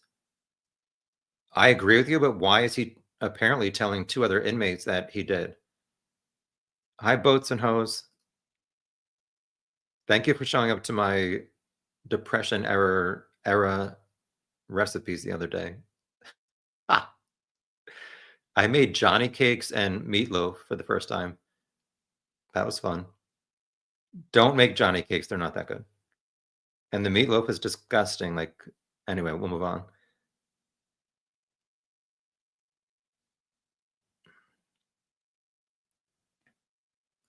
Hi, Margaret. If Rick was not with the girls, then where was he? How did he know about the van? And where is his 2017 phone? They got the right guy. So here's something else that I can't get past. So about this van, just to clarify, there are people online saying Rick said it was white. He did not say it was white. To Dr. Walla, he said van, not white van. Excuse me. Something that is suspicious to me is in Rick's October 13th interrogation with Mullen, he said when he left the trail, there were two cars at the Mears parking lot, which he refers to as the farmer's entrance or farmer's lot. He specified one was an SUV, one was a sedan. According to Walla, he said van. So if he's specifying an SUV and a sedan, and then Wallace says he didn't just say a vehicle, he said a van, and the only person who's supposed to be driving close to the Weber house has a van. To me, that's suspicious. Regardless of the timing, just him specifying what type of car, these three different cars, is just suspicious to me. Also, well, people were saying, like, how did he know, or when did he say there was a van, or sorry, a sedan SUV? I believe he meant when he was walking back on the trail, he did not drive past Mears intersection. But if he left at 1:30, Betsy Blair did drive an SUV, but she was parked there from noon to 1:15 and 1:45 to 2:15. She said nobody else was parked there. So I don't know if Rick is telling the truth or just making that up, trying to make it look like there could have been other people on the trail. But Rick said he didn't see any adults in 90 minutes or 2 hours. He saw 4 girls at the start, didn't see anybody else. It does not add up to me.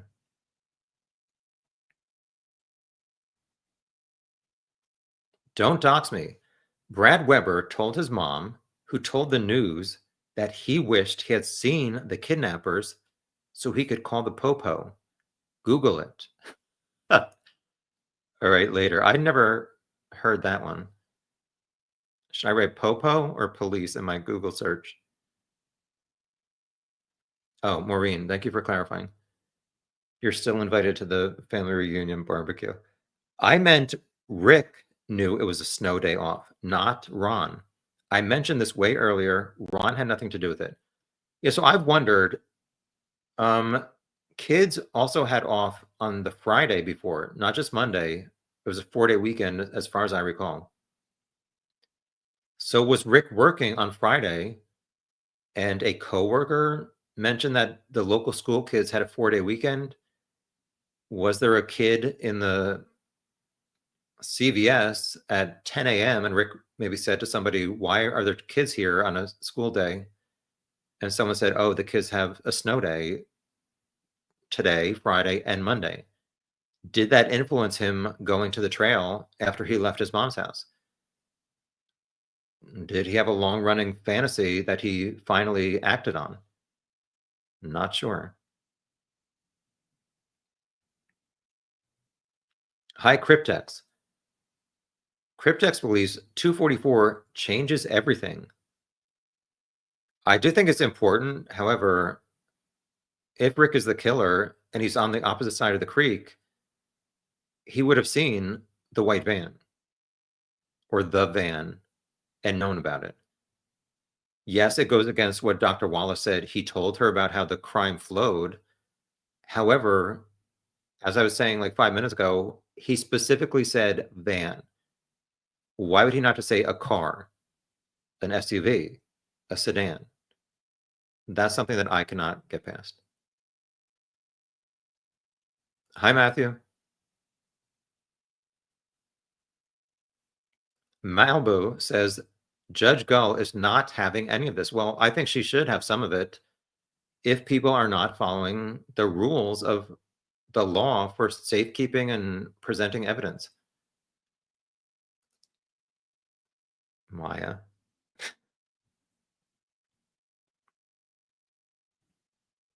Thank you, Maureen. Malibu. Oh, I'm having a live chat on Saturday, a random live chat from a fun location. Moving along.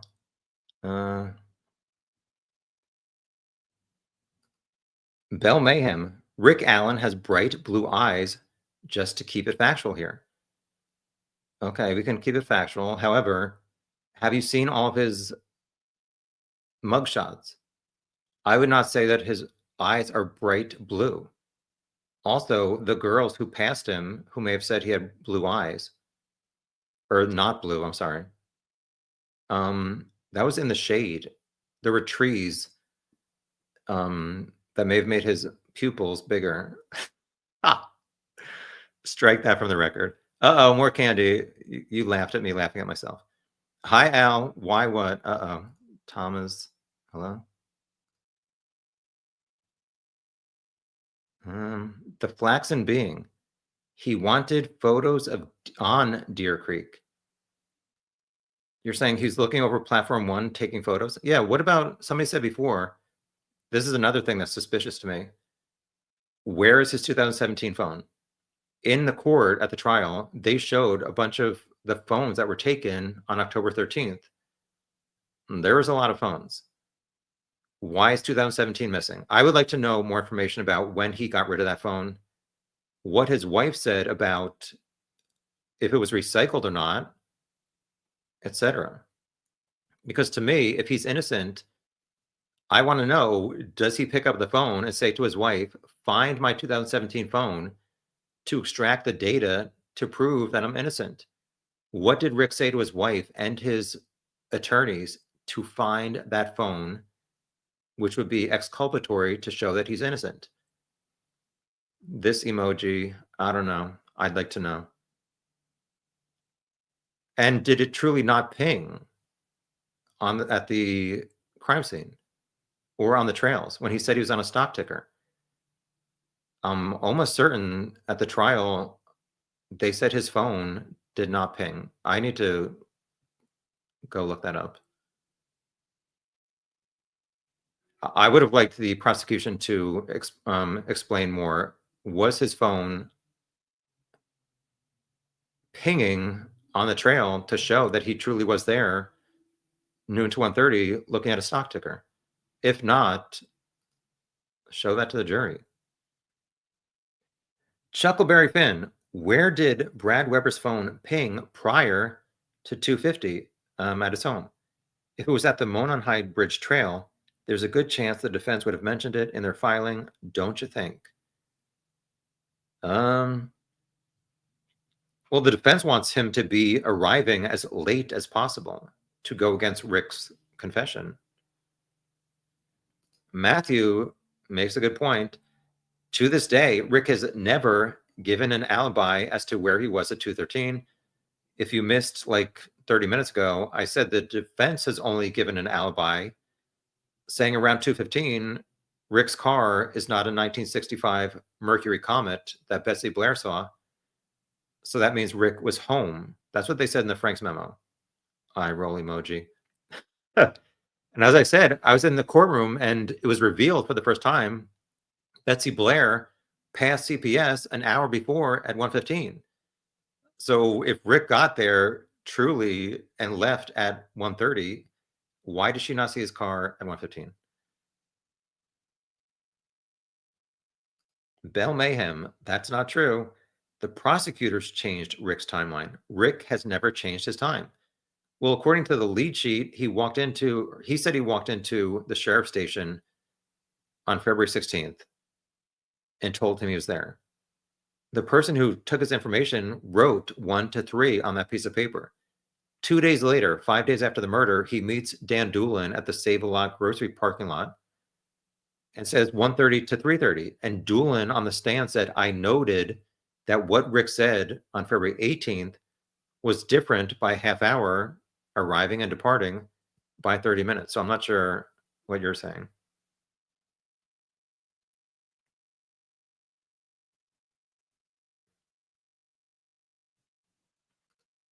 Maya says his alibi was being on the trails at the same time as Abby and Libby, which is true.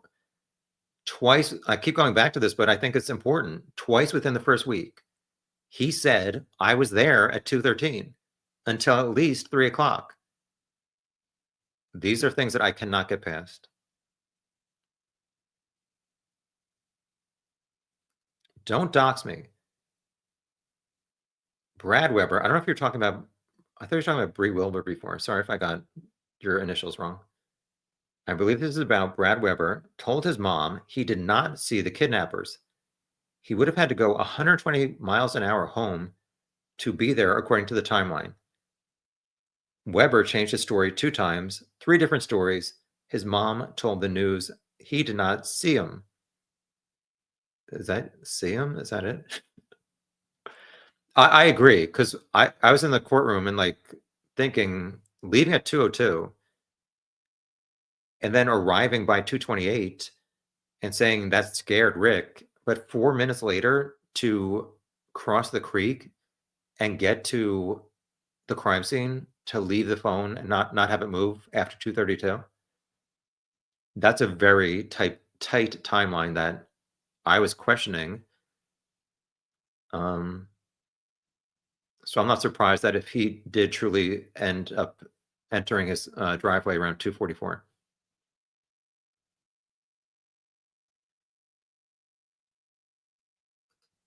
Dee Dee's, I believe Rick changed the timeline in his first Holman interview. No, Holman was October 26th. Mullen and Liggett was October 13th. And on the 13th of October is when he said noon to 1:30. I don't think he discussed the timeline on the 26th with Holman.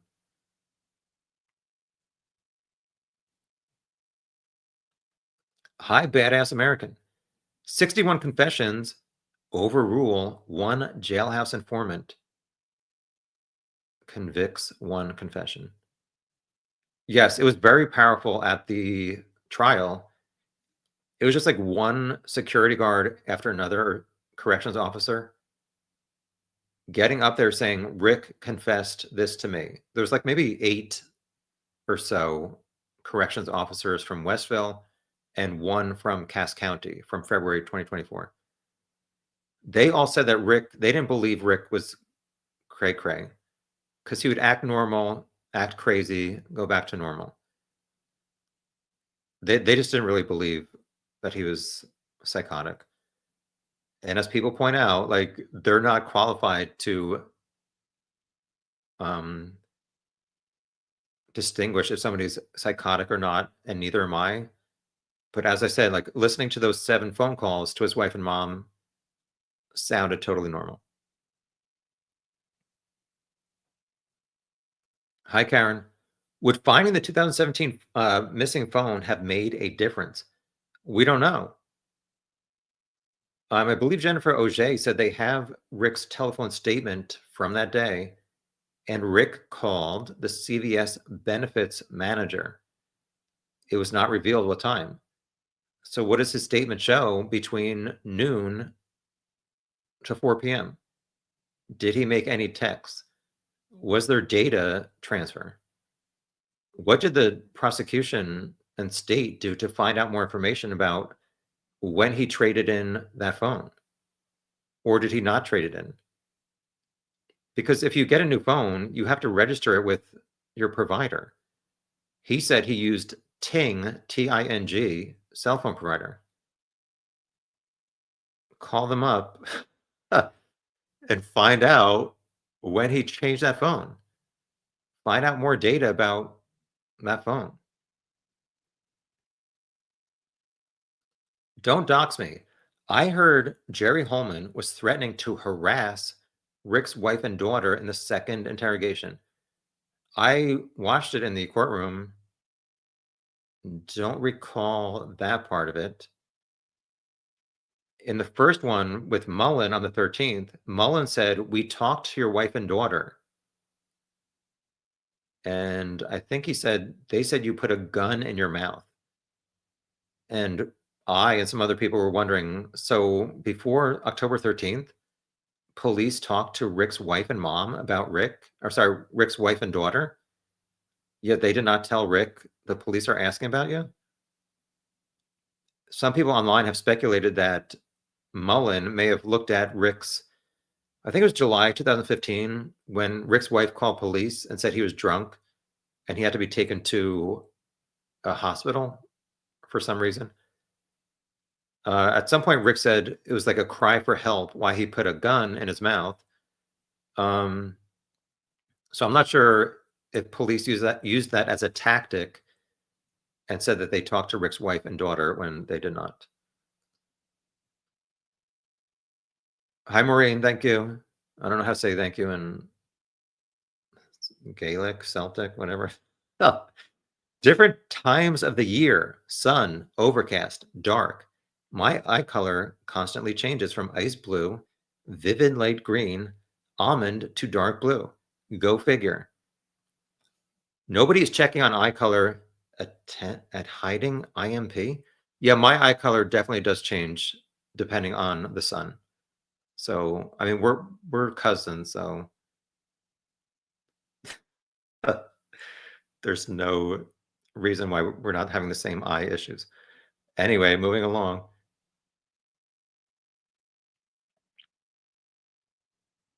Charmaine, you're also going to be American before you know it by next Sunday. Love to hear your thoughts on Dr. Walla. Unless you already talked on that. I was late as always, and no, I wasn't at Walmart. Um, Dr. Walla. I mean, on the stand, she seemed to be knowledgeable.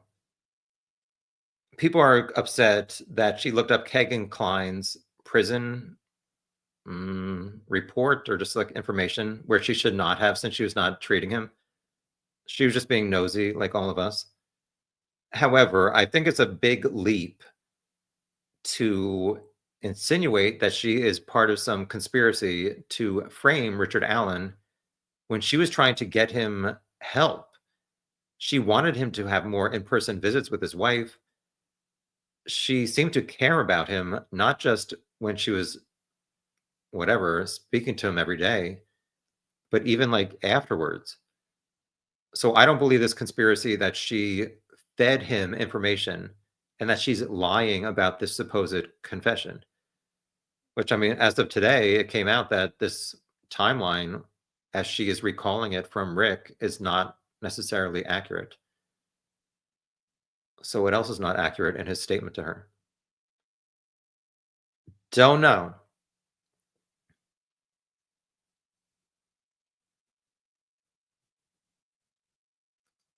Bell Mayhem, that isn't true. They have Rick's geofence info. He gave his IMEI phone number, ID, the day he called into the tip line. That's not true. It was February 18th to Doolin, but okay. I'm not criticizing him, I'm just correcting him. Rick's geofence does not show he is around the trails at all after 2:15. I do not recall at all the defense or the prosecution stating where Rick's phone shows up on geofence. The prosecution successfully got geofence data excluded from the trial because McClellan said it's not accurate, which to me, it's like, seriously?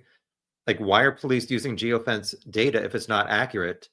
And if there was geofence data that said Rick was at the crime scene at 2:32, they would present that like, here you go, geofence data is totally accurate because it goes along with what we're trying to present or prove.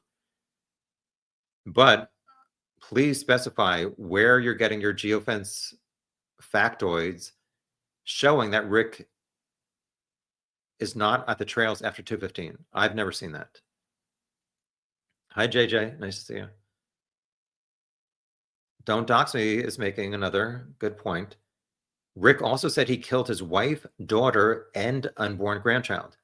However, it was referenced that maybe he's speaking figuratively by saying, because of what I did, I've ruined my wife, daughter, and my future grandchildren, their lives, because forever I won't be a part of them or outside of prison, and they'll always be related to this double child killer.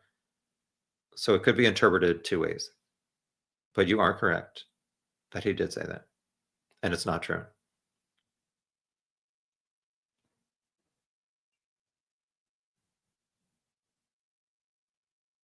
Thank you, Venus Gal. Don't dox me. All other suspect interviews were deleted. According to the police, it's because somebody forgot to turn off the freaking record button and it overwrote them. One related to the district attorney. First search warrant at James Farm. The first search warrant was at Bicycle Bridge Road, which was Maxwell. I'm not sure about the James Farm. I've never heard of James. Lady Monet. Rick started acting crazy after he reviewed all the evidence against him. One thing that just popped into my mind was I was really disappointed in the prosecution in regards to these confessions. If I was a prosecutor, which I never will be, I would have shown Rick's cell video before he picks up the phone for these 7 confessions to his wife and mom. Like, show the jury, how is he acting? Is he pacing back and forth? Is he singing God Bless America like he did a few times, naked? Was he naked during these phone calls? Is that why they did not sync it up to the audio? I think the jury should have seen, like, how he's acting while he's making these statements. How does he act after his wife and mom repeatedly in every phone call say, "We don't believe you did this"? Does he hang up and get frustrated? Like, what is his body language after his mom and wife reject him saying, "I want to be honest with you, I did this"? And they're like, "No, you didn't. Stop talking." I think that was a mistake by the prosecution. Obviously, they got a guilty verdict, but if I was on the jury, that is something that I would want to see to make a decision about, are these confessions motivated by some kind of frustration or sadness, or is he acting crazy before and after? We heard that he broke his tablet. Did he get off of one of these phone calls and his wife or mom said, "Stop talking"? They hang up. Did he throw the tablet right after out of frustration? We don't know how that tablet got broken or when. How long have I been going? An hour and 56? 2.5 hours, then we're done. But thank you for joining and sharing your opinions. When is my next Delphi public live chat? Who knows? If there's enough to talk about, I'll do something.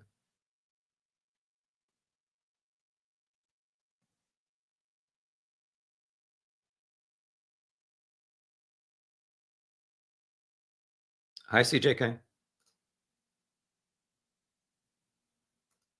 Shrooms says you cannot turn crazy off and on. I guess that was when I said that, like, almost pretty much all 8 corrections officers said they did not believe Rick lost his mind. Because some of these people were spending their entire shift sitting outside of Rick's cell. They got a decent idea of what his normal behavior and speech was. So I know people believe that there's some kind of conspiracy with, and you can't trust Westville corrections officers, but I have to be honest, what I saw in the courtroom, I trusted them and I thought they were reliable, other than maybe one of them. Maureen, don't you have to sleep? It's the middle of the night there. Lady Monet, if Rick had a history of mental illness, his lawyers should have had him evaluated formally. He was being treated by a prison counselor. I'm not sure that it's very easy to have an external psychiatrist evaluate somebody. They hired Dr. Polly Westcott, but that was like a year after his confessions, and she was just reading prior reports. I think she did interview him and spend time with him, possibly like a year later. However, is that comparable to talking to somebody at the supposed height of their psychotic break? And to me, it's like I said, Rick walked into the courtroom totally normal. Although I'm not normal, so I don't know that I'm a good judge of what's normal. But like, not acting crazy or nervous at all. So how did he go from being psychotic to totally normal? What changed? Did they change his medicine? I know people talk about he was given Haldol.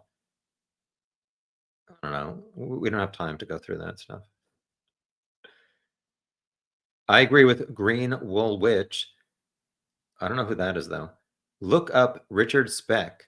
One man can definitely intimidate 2 teen girls, especially with a gun. I agree with the gun part and intimidating them. However, I am curious how Abby was found something like this and did not grab her neck. Like, how did that happen? Recently, I wondered if maybe she was like turned over onto the ground like this and then cut from behind and then rolled over later. I don't know.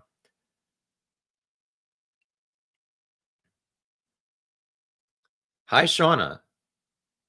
Uh-oh, you watched my entire playlist on Delphi? That's a lot. I think this is my like 100th Delphi live chat. Moving along, there won't be 200. Yeah, so my first Delphi video was ridiculous. I regret it, to be honest. I remember you talking of the white van. Wild. I need to clarify this. And also, people online are saying, oh, there was talk about a white van for years. I know a lot of you guys have spent thousands of hours like me thinking about this case and researching it. What was in my first video was a white truck that was captured on the Indiana Packers webcam as they were building another building. That was there from like what was it? I don't know, like maybe 1:30 to 3:15. That was like a white truck, not really a white van. And it was parked oddly. It does not match Weber's. And from my recollection, maybe the white van was also, wasn't there like a lady saw a guy on the side of the road? Did he have a truck or a van that was broken down?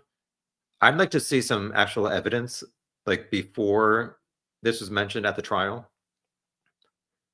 Where was there evidence that Brad Weber drove down his driveway in a white van? I do not remember any reference to a van driving down the private driveway. Thank you.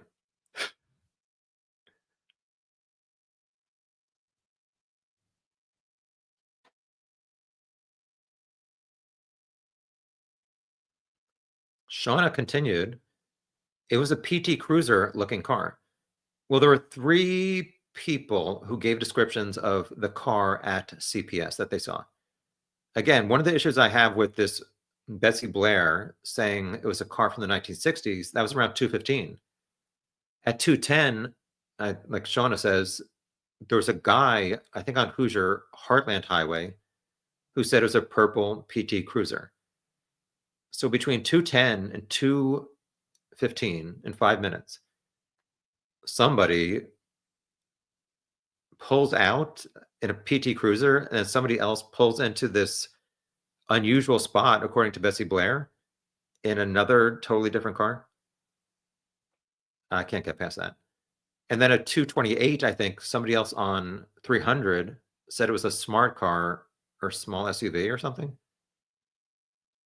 That's what, if 2 people in a half hour or 18 minutes, 2:10 and 2:28, are saying it was not an old ass car from the 60s, and one person in between is saying it is, who do you believe? I don't know. Miss Flower, I took this at Pali Lookout, Pali, on Oahu. And actually, this is the golf course that my most recent, or it's coming out next Sunday. My subscriber, Kevin, is a golf pro at the course, and he was nice enough to have his coworker teach me a kind of chicken. And we also took a golf course tour. And there's a 9-year-old girl named Leilani who is so funny. You have to watch it. Moving along. Ex Tina, get your grubby hands off my country. It's going to get renamed the North of America. Hi, Miss North's musing. Speaking of North, should I describe my interactions with Rick in the courtroom? Yeah, Rick has crazy looking eyes. I don't know if I'd say that. So there was a morning and afternoon break, usually around like 10:15 and maybe 3-ish, like a 15-minute break. I think I only left the courtroom in over 2 weeks there, like during the breaks, maybe twice. So I'd be sitting in the courtroom, and one interesting interaction was only seen, I don't know if other people saw it, but there's only like 5 other people in the courtroom at this time because everybody else took a leak. Strike that from the record. So this is the day that somebody got on the stand and said Rick said something like, I never cheated on a cigarette. And I forget exactly what else he said. Do I have this in my notes? Please stand by. So in the courtroom, it was me. Hold on, let me see. Cigarette.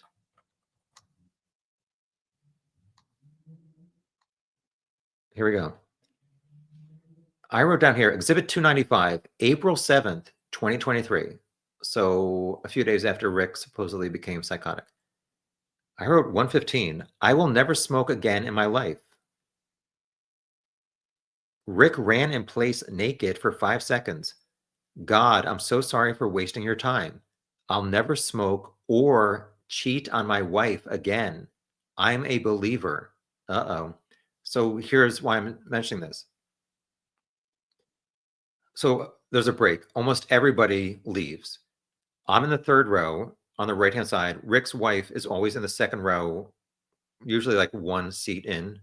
Her family had usually there's like 3 to 4 people in her family in that row.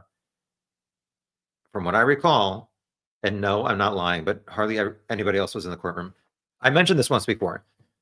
So it's a break. His wife is standing up in the second row, looking straight ahead. And straight ahead of us is like big doors near the jury box for people to come in from like behind the scenes. So his wife is standing, looking straight ahead. I'm like right behind her over here.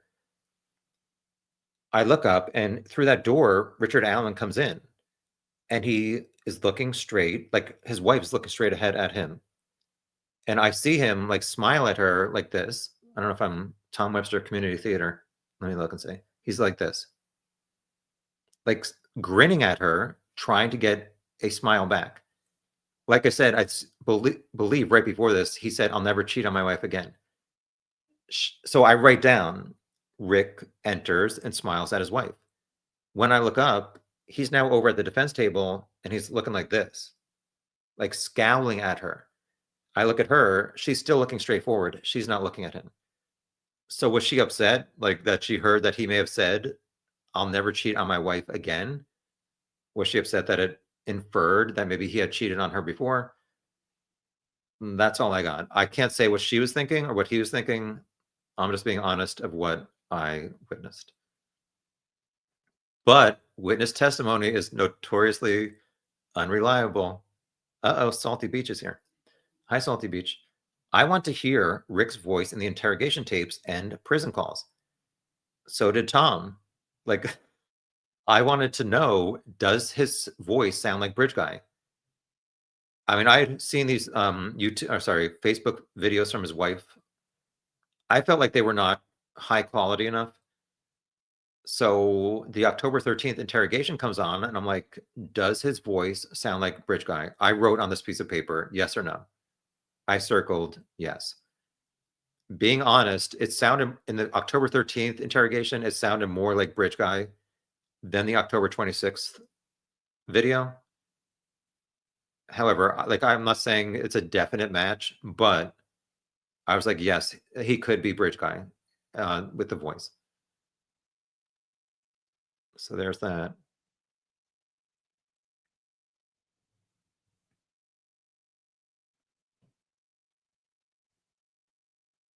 G unit. I'm now 45 minutes behind. I'll stop when I'm an hour behind.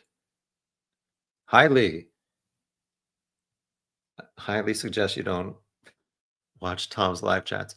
Ron Logan took a reporter on a walk to the crime scene. There's a video.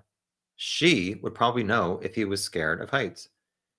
Just one of the things that I can't get past with Ron Logan possibly being Bridge Guy.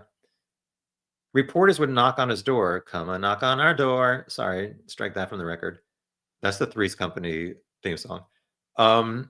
Like if you're guilty of killing 2 kids and leaving them on your property, and TV stations come with a camera and say, "Can we talk to you?" Are you really saying, "Yes, come to my backyard. Let's go to the crime scene." Hopefully, I won't start to sweat and act like I'm totally guilty. Like he did quite a few interviews.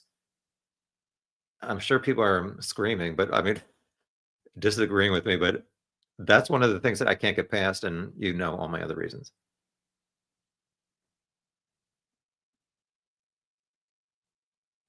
Hi, Bamison. if that's how you pronounce it.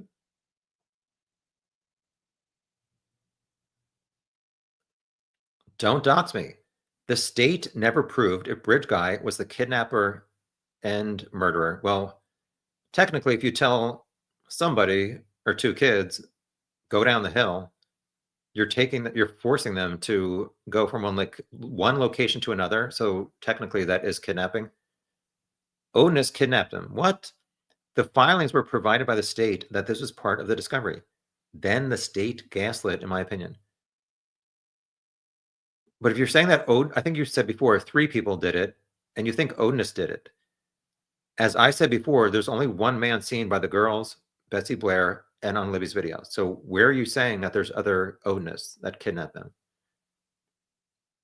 And if so, who is Bridge Guy? Did you say before you think it's Ellis Fields? I saw a video of Ellis Fields, and he has a hick accent. No offense to Hicks, but Oh, I mean, he has a very heavy, like, country accent. Should I say redneck? I have a red nose. If you're wondering how my skin cancer is, it looks better, but we'll see. I know some of you want me to die. Okay. I was wondering before, you said you love my diets, or I know all the deets and the diets. I need a diet. Anyway.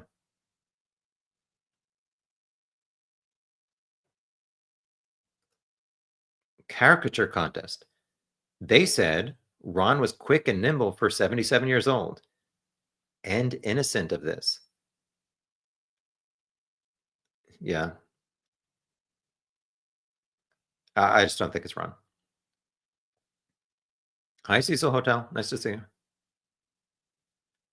Jacqueline, in my offense, the defense is trying to vacate conviction on technicalities. I agree that, what do I agree with?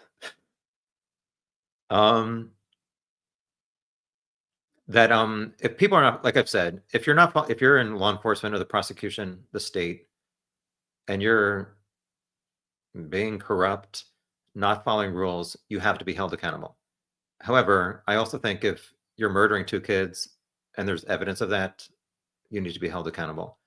And he should not go free because of the state not doing things. And I mean, it could be said, well, if the state did things correctly, he wouldn't have a chance to be set free if he truly is the killer. So there's points on both sides. This must have been when I said before, I'm going to say why I think Rick is guilty in a video. Probably won't be more than 10 minutes. I'm going to try my best. It's only like 4 pages so far of facts that I can't get past about Rick Allen, his story not adding up to the truth. Or was it true at some point that he was there at 213?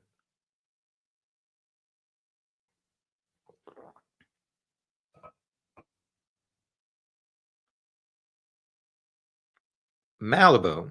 Tom said Rick's voice matched Bridge Guy when he heard the October 13th interrogation. Rick did not have an alibi. The defense had no case. According to the jury, you're correct. Rick confessed many times. Why did he confess? Was it due to mental illness? Rick started his day drinking beer for breakfast. Rick's cell phone was missing. I don't know if he drank for breakfast. He said on the way back from lunch or his mom's, he stopped to get a 6-pack, according to Dr. Walla. Drank 3 beers before going to the trail, and then finished the other 3 later. So I posted a short video on YouTube. Andrew Baldwin said that Rick's wife said she got home around 5:30 and Rick was asleep on the couch. He did not act abnormal.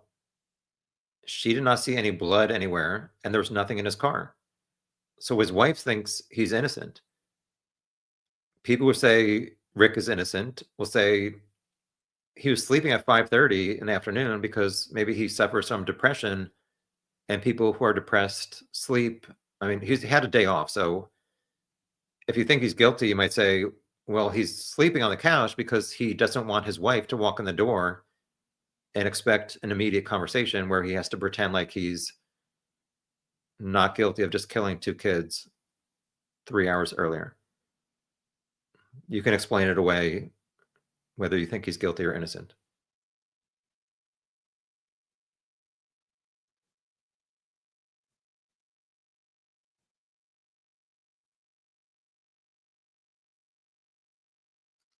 High, amazingly true, 62.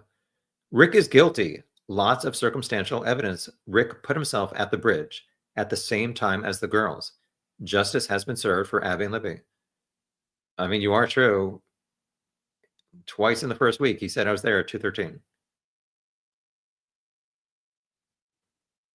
Ex Tina. I don't know if it's Ricky or Richie, and honestly, who cares? Richie Davis's chirp requests are about to blow up. I'm not going to contact him.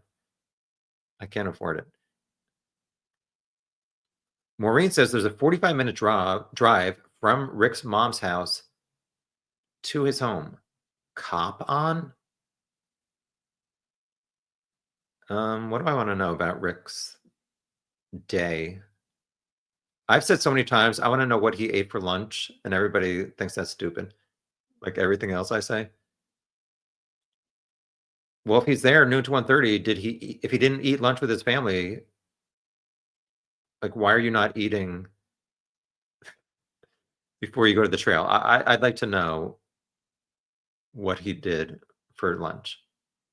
It seems like he did not stop at McDonald's on the way home at 1:45 and have that receipt on his credit card. I need more information. Laura, do you think Rick knew Abby and Libby were going to be there that day? There's a lot of discussion. Did Rick have access to the Anthony Shots profile from Kegan Kline? I do not think so. Because law enforcement contacted Instagram and said, who is accessing this Anthony Shots profile? And Instagram said it was a Comcast IP address to the Kegan Kline home. It did not say Richard Allen's home in Delphi or his cell phone at CVS Delphi was also accessing it. So I don't think Kegan and Rick were communicating. Whether he knew specifically that Abby and Libby were going to be there, I would say no. If I had to assume, I would say he had been on the trails and maybe had a fantasy about younger girls and watching them do something, or he said he wanted to assault them both. Did he go there after he drank 3 beers? I wonder if he went home and after his mom's and looked at adult movies that frankly made him horny to go to the trails. There's a lot of issues with law enforcement screwing this up and not following up earlier. They could have looked at his computer history for 2017 for that day to see, was he on the internet after he got home looking at some stuff that kind of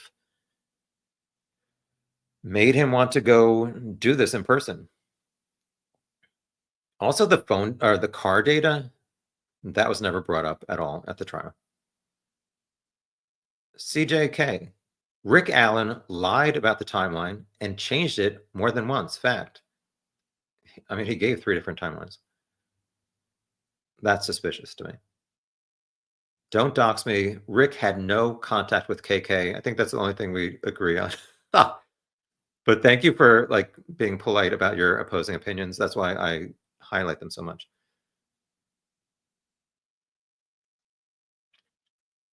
Caricature contest is yelling. For whoever is arguing, Rick Allen is a convicted double murderer, y'all. No more speculation. Well, there's a lot of people have a lot of issues with certain facts, and they think Rick is innocent. Obviously, 12 people on the jury voted guilty. Shauna says the thing is, living here and understanding the culture, these brotherhoods are real. We call them unions. So can anybody clarify this? It's going to be part of my video about why I think Rick is guilty. So people say the Odinus and Brad Holder and Patrick Westfall planned this murder. and this sacrifice and this ritual. So Patrick Westphal was interviewed by Sleuth Intuition, and he said they did not get in an argument in the woods about a ritual in the woods. It was that, I guess on Saturdays or Sundays, for a while, Brad Holder and his kids would go to Westfall's house and do whatever, co-ed naked twister. No, I'm kidding. Sorry. Back that thing up and strike it from the record. I need to make a shirt about that. So Westfall said, we argued in my family room or living room in my house because like Westfall is hardcore into, it's not Odinism. I think he's into Asatru. He found out that Brad Holder was going to church with his family and also doing this like Odinist Asatru stuff. And Westfall's like, you can't do both. So you need to choose. And apparently Holder was like, I can't choose. So Westfall's like, take a hike, and they never talked again. So I was looking up, I don't know the exact date of that. Obviously, the murders happened February 13th, 2017. I looked at my Tom Webster archives on Brad Holder, and I found something, I think it was February 5th or 9th. Actually, it was maybe, was the 9th the Friday before? I don't know. It may have been the 5th. I don't know. So it seemed to match up. Brad Holder said, do I have it on here? I'm going to show it in my guilty video. Brad Holder said something like, I'm no longer doing Gunthy or something. He said Westfall is taking over. I think when he posted it, it was a Sunday. So to me, it kind of added up. Like they got in this argument at Westfall's house. Later that day, Holder's on Facebook saying, Westfall is taking over. I'm done with this stuff. So how does it make sense that Holder and Westfall, who had this falling out before February 13th, then were in the woods or planning a sacrifice, ritual, or double murder? Doesn't add up to me. Moving along with my life. I said 2:30. We'll see. We're at 2 hours and 22 minutes. Seriously. Malibu was disappointed. I still am disappointed that Libby's 43-second video has not been released and that it did not solve the case against Richard Allen. Like Paul Murdaugh, is it Paul? Paul Murdaugh's video proved, oh yeah, Alex Murdaugh was at the kennels and he lied. Yeah, this video, I heard it once and I think I saw it 3 times in the courtroom. I don't know what to say. It's pointed down at the gravel at the end of the bridge. So you see some rocks and gravel on the ground. The first time I saw it, I mean, it was really weird. I'll be honest, not to like start any conspiracy theories. The direction of the sun to me seemed like earlier in the day than 2:13 p.m. However, having said that, going to Indiana, the sun did not rise until like 8 a.m. They need to change that. That's way too late in the morning.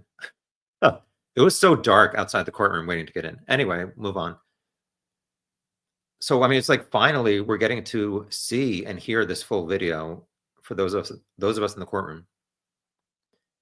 So, like I said, from my recollection, it shows the gravel on the ground.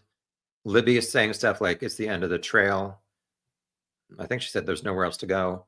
She lifts it up, and finally we see Abby on this video, those of us who are there. My recollection is you see the start of the bridge. We all know that there's platform 6 is the last platform. My recollection is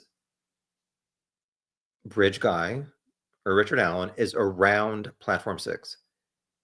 Halfway in between platform 6 and the end of the bridge is Abby. And so I focused, like you see Abby's larger. And so I'm like, okay, there's Abby. It's very quick. And the first time I saw it, as other people have said, I did not see bridge guy. Not saying at all that he's not in it. but like our attention is focused on there's Abby. I'm looking at her, not really what's behind her. So later on at future viewings of this video, I did see Bridge Guy in the background. So he is there. It's not a fake video. Yada, yada, yada.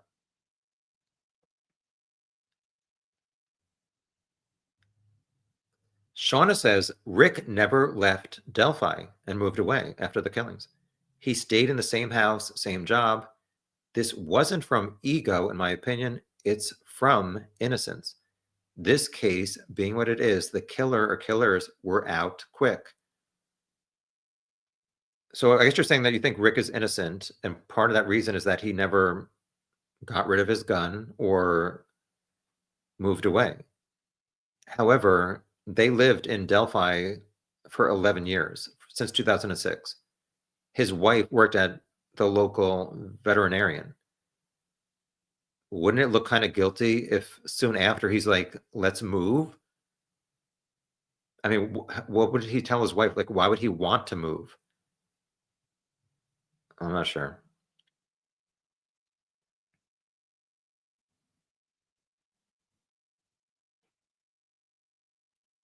Lee says Rick can be guilty and gull a mess at the same time. I mean, I've said the same thing. Like, law enforcement can be shady and incompetent. That doesn't answer where Richard Allen was at 213. It doesn't make him innocent. Shauna, I guess, does believe Rick is innocent. The searchers were close. They would have been found even at night. My opposition to that is they were not found until around 12:15. I know there's some rumors that they were found around 10:30 a.m. on the 14th. The official word is around 12:15 p.m. So like I just said, sometimes the sun does not rise until 8 a.m. in Delphi. That's 4 hours of light that they were not found. So to me, if they were not found in 4 hours of daylight, in whatever 12 hours or more of darkness, it seems possible that nobody saw them. Also, were people really looking for bodies on the ground? I mean, I can understand like people are saying you would maybe see Libby's naked body. I don't know, but there's another point where I think like it is possible that they were not seen in the darkness.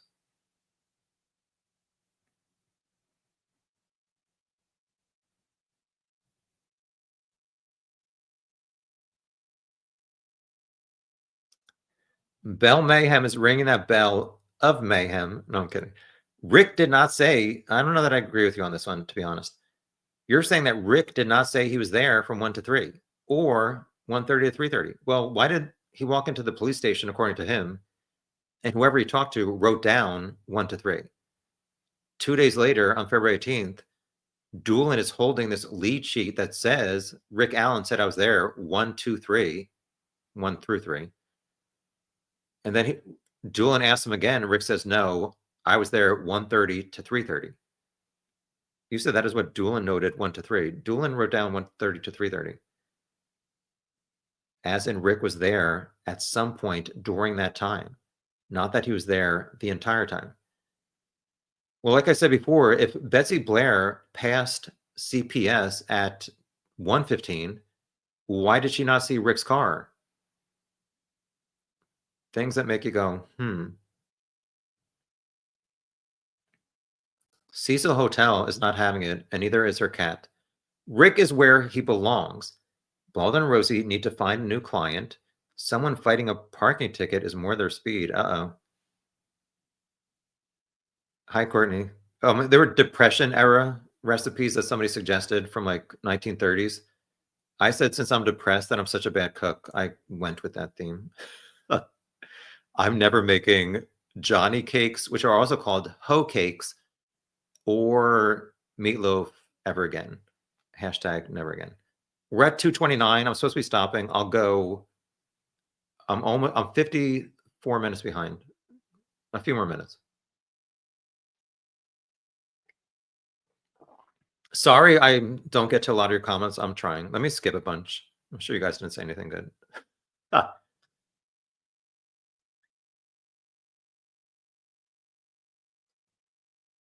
Hoosier Harvest Store. Actually, it's one word, harvest store. Skip to the loo, my darling.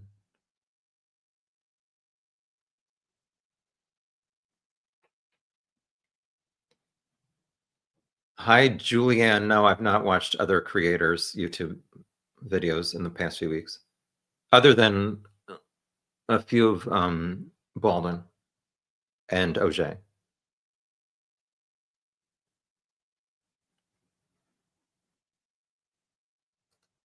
Bell Mayhem. Rick made a call that afternoon, later than 2:15. He called the CVS benefits department. Okay, well, if you're saying it's later than 2:15, why can't you tell us the exact time?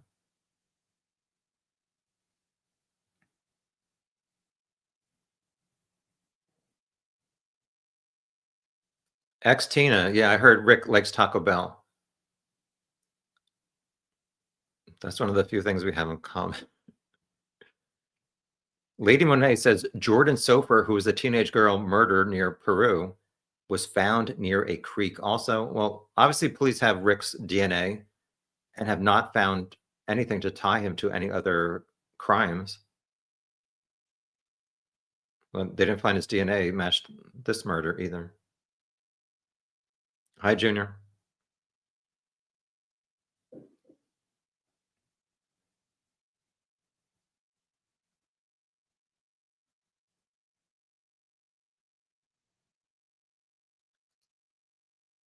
R. Davis, XOX. When you read different comments, you add a little character with your voice. My voice is ridiculous. Anyway, it's like you're narrating characters in an Agatha Christie novel. And I like the big one, ha. Oh, the big one, ha. The one big ha. Hello, I'm drunk. No, not. Ha. Oh, there you go. Oh my gosh. Did anybody see my drunk New Year's Eve video? So it is pretty funny. Okay, let me skip over a bunch.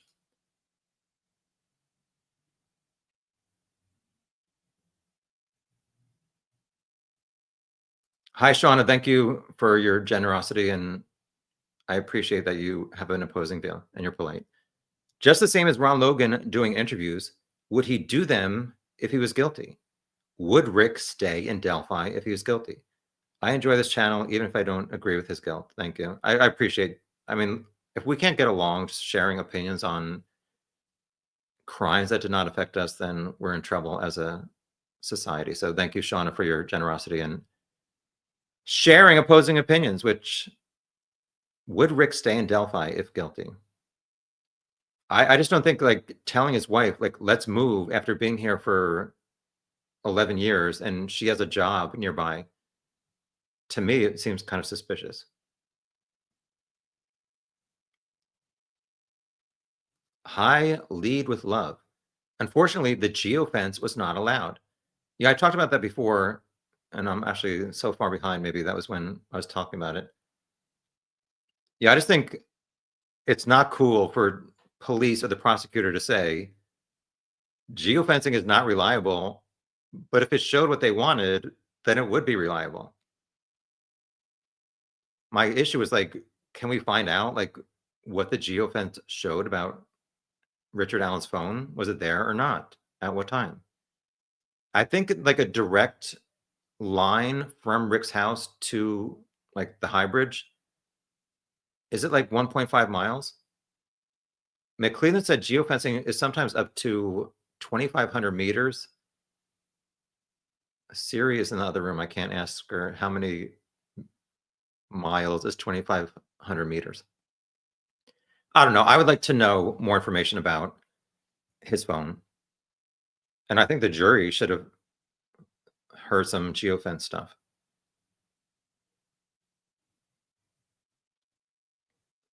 Miss Persevere. According to the transcripts, Holman was angry at Rick for not taking accountability and dragging his family through this. Yes, he started screaming, just like you said. I am always honest. I felt like watching the October 13th and 26th interviews. For the most part, Rick's answers and demeanor pointed towards innocence. However, a concerning thing on the October 26th thing was his wife comes in. I don't like to misquote. Let me see my notes from the trial. Please stand by.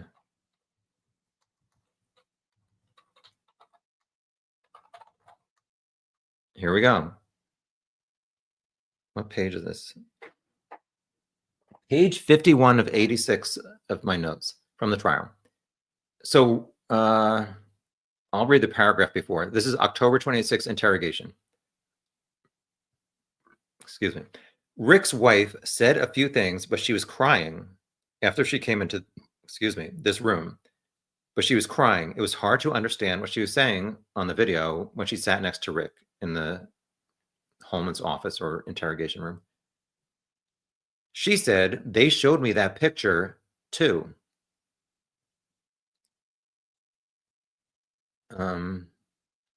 We were not sure if she was referencing the bridge guy photo. Rick said, I can't explain something. It is impossible. This is what I do know. A bullet from my gun was not found near a murder or Abby and Libby. I never saw those two girls. I didn't even have my gun that day. So Kathy replies, from what I could hear and translate, a witness said it was you there. How do they know it was you? Were you on the bridge? He replied, I told you I was on the bridge, out on the first trestle. You're not going to get in trouble. I told you I walked out there. I love you, baby. I'm not sure what they're trying to do. I love you. He leaned in and kissed her on the lips. Rick continued, they're not going to get away with it. I'm not going to say I did something I didn't know or do. So then why did he confess 60 times if he didn't do it? So the issue is like, why would his wife ask him, were you on the bridge? Like 5.5 years later, did he only tell her that he was walking on the trail? And that if she asked him about the bridge guy photo, did he say, I was only on the trail and never on the bridge? I mean, just her saying, were you on the bridge? It's suspicious to me, but he said, I told you I was on the first trestle. What would she say? Hi, Katsu. Nice to see you. If Rick truly wanted to confess for the families, I would think he wouldn't want to bring everything up again for them with more trial business. Well, according to some of his confessions, he said he wants to give a Bible to the victims' families and to confess or apologize in person. That has never happened. So was that influenced by a mental health break? Not sure. Hi, Cindy. Why did they think this crime was connected to the couple in Ohio? Those were the Stevensons, the elderly couple. That seemed to be a rumor. I know there was something at the crime scene at both that was concerning. Somebody said something once, but I've lost a lot of brain cells and I forget. Yeah, there's an issue. Rick said, I mean, the defense has said that Rick called to say he was there. From my recollection, October 13th, he said, I went to the sheriff's station. Let me look. I try and get it correct. Searching sheriff station. I don't have it. Here we go. Mullen on October 13th said, what do you remember doing and seeing? How were you prompted to talk to Dan Doolin? This is October 13th. Mullen to Rick. Rick's reply, I don't remember the next day or next couple of days. I got home and my wife said, what happened to the girls? Obviously, I told my wife I was there. I went to the sheriff's station and they took my name and information. I was driving downtown and got a call from the DNR officer. I was heading to the Save-A-Lot grocery store and we met in the parking lot He looked at my phone, and that's pretty much it. I gave him the account. I wrote here, Rick may have said, quote, I never thought about it a lot, end quote. This is important also to know, because I try to be honest. Here we go. He said around noon or something. I wrote, I'll have to look at other people, what they typed in their notes. He said, walked down and back. Then he said the times 1, 1:30, 1:45. Let me just finish this paragraph. Walked down trailhead. 3 girls were walking off the trail. This is very important and not good for Rick. Rick said, this is me doing my best taking notes during the trial, watching the October 13th interrogation. Rick said, when he passed these 3 girls near the start of the trail, where 4 girls said they passed Bridge Guy, it looked like one was babysitting, looked a little younger, maybe sisters. I didn't really see anyone. I sat on a bench close to the creek bed. When I left, I saw 2 vehicles at the farmer's entrance pulled right next to the trail. So to me, 3 out of those 4 girls were sisters or half-sisters who passed Bridge Guy. Rick is saying the girls that he passed look like sisters, where one was babysitting or in charge. And that was true. Like, I think Rayleigh was 16, and at least one of her sisters was, I don't know, 9 and 13 maybe? I don't know. I just find it suspicious that he said he passed girls who look like sisters, and the girls who passed Bridge Guy, 3 out of the 4 were related.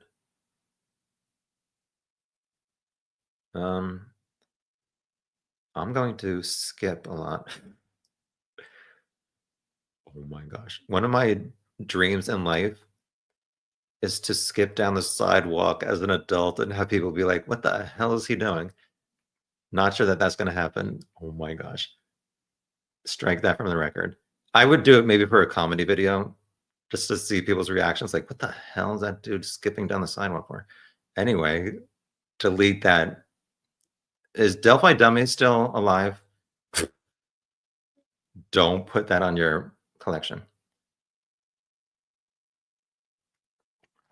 Lead with love. Brad Rosie discussed this today in an interview about getting another evaluation. Sorry, the problem with like having so many comments is I don't know exactly what people are referring to sometimes, so I apologize.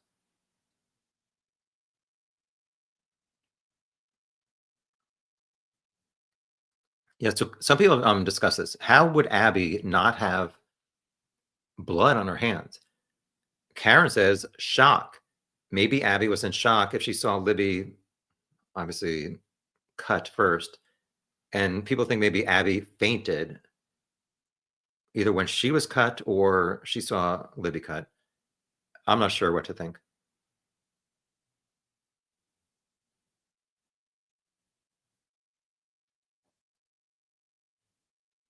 Hello, Miss Whirlwind. I'm only saying that because I can't pronounce the first part of your screen name. Is there factors that make it absolutely impossible that Bridge Guy, other than Richard Allen, could be on the trails, barely missing paths with Rick? Yeah, I mean, I've said like Rick never saw Bridge Guy. So one of the things that I can't get past is Rick says he leaves CPS around 1:30, backed up next to CPS. So we're supposed to believe like Rick leaves that unusual spot at CPS, and within like a few minutes, another like Bridge Guy, another person, parks in that same general spot, and then is seen by the 4 girls wearing essentially the same thing as Rick. And Rick was on platform 1, and so was Bridge Guy. I don't know. These are things that I just can't get past.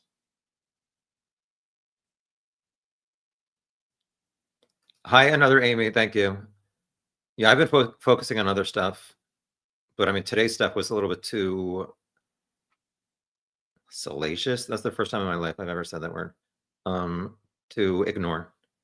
And I think these are important issues for how the system works in Indiana and our country, which will soon include Canada and Greenland. Oh, and Panama? No, Panama can stay out. Okay, moving along. Hi, Humanuel. Good morning. What are we at here? 2:45. I'm stopping at 2:59. My legendary, it's not a 3-hour live chat if I stop at 2:59. All right, let me skip over a bunch of stuff. Sorry.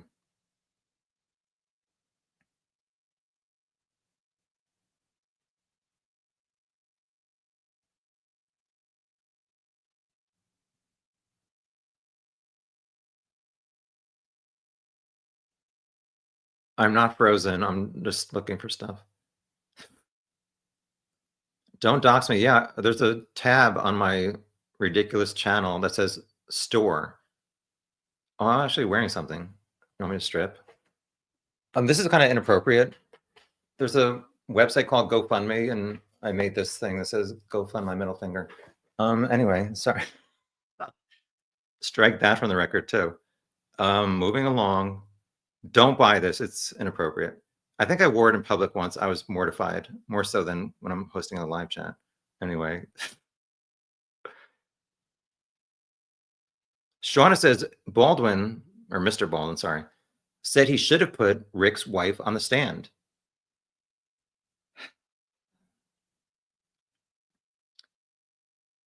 Well, what would the prosecution ask her? I was curious to find out that at trials, there are only certain topics that you're allowed to. So if the prosecution only asks certain kinds of questions, the defense cannot ask like a different topic, because there was something about Betsy Blair, maybe when she was on the stand. I think Baldwin tried to ask her a certain question, and there was an objection from the prosecution. And he said, I'll bring her back as one of our defense witnesses and ask her that other topic. I'm still not sure how that all works. Yeah, more candy. Let's all respect each other's opinions. Seriously, just be polite. Like I said, we're lucky this did not happen to our family members. Like, let's just share different opinions politely.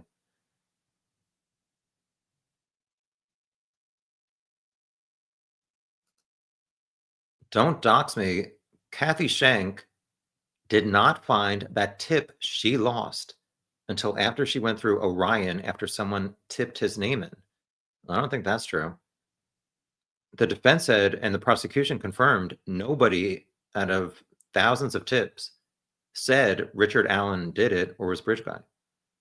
She found a piece of paper that was that lead sheet or Dan Doolin's report, a printed piece of paper, as she was going through old pieces of paper, which I just said at the start of this, like 2.5 hours ago.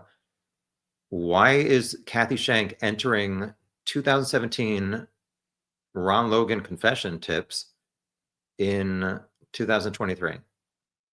6 years later, a year and a half after Rick was arrested. I understand that there's a massive amount of stuff, tips and paperwork. I mean, that's kind of concerning.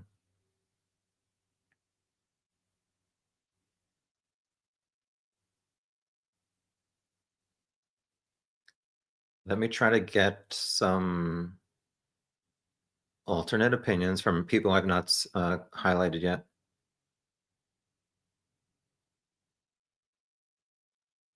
Hi, Just Jane. Supposedly, if water was introduced to the headphone jack, it should have showed that when the information was extracted from the phone. Obviously, we have alternating opinions from Cecil and Eldridge.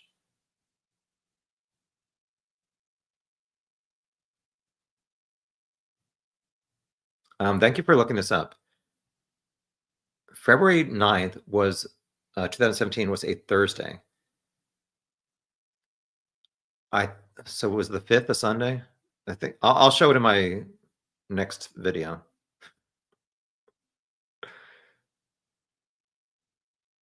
I'm still far behind. We have 10 more minutes supposedly. Let me highlight some things. Humanimal, Ron Logan was talking repeatedly on TV. Rick never said another peep. I do have some concerns that after the April 2019 press conference, where like the head of the state police comes to your town and says, if you were parked at CPS between noon to 5, please come forward. I try to see both sides. So if Rick talked to police, he came forward on February 16th and said, I was there 1 to 3. Then February 18th, he said I was there 1:30 to 3:30. That's going to the police and informing them twice. It's not his responsibility to take better steps in investigating people and their tips. However, I don't know if like the head of the state police says, we want to talk to you.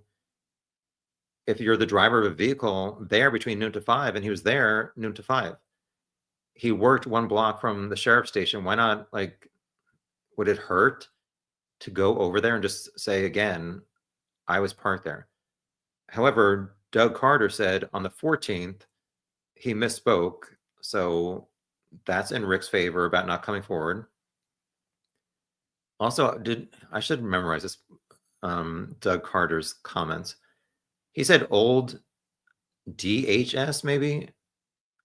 So Rick, I don't think he ever called CPS. He just referred to it as the lot across, or whatever, the lot near the small bridge, I think, or the underpass. So maybe he did not know that it was called CPS or DCS. However, I mean, I don't know. I have different opinions about that.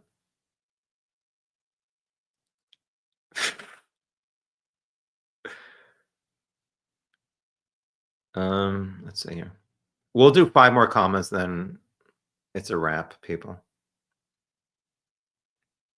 Dee Dee says, I mean, Rick said he was watching a stock ticker, so his phone was there. But some people said if his phone is not on the geofence data pinging, did he leave it at home knowing that he was going to do something that might be criminal? I don't know. I would like to see the geofence data between whatever 11:30 a.m. to 4 p.m. And I've said previously, why not do a geofence of Rick's home between whatever 11 a.m. to 4:30 p.m.? Would his phone show at his home starting at 1:45 and going through 4? Why is that not something that the police could do, or did they? It doesn't seem like they presented anything about it at the trial because McClelland did not want geofencing permitted. Moving along.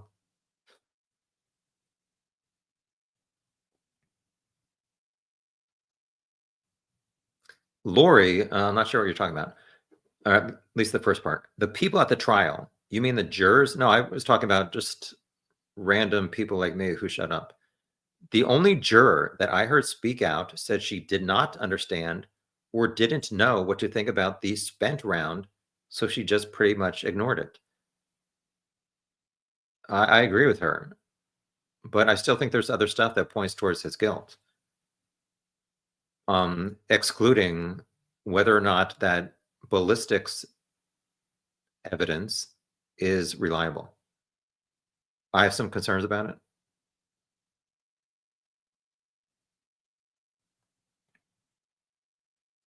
CJK, Mr. McClelland, I don't think he can do this. Nick should have called Kathy to the stand and asked her what she did with the phone. What did Ricky tell her to do with it? Because he already said he told her to trade that one in. No others, just one. I think during October 13th, he said something like, I don't know if she recycled it. Do I have to look at my notes? Let me try this. I just want to give you guys accurate or somewhat accurate testimony.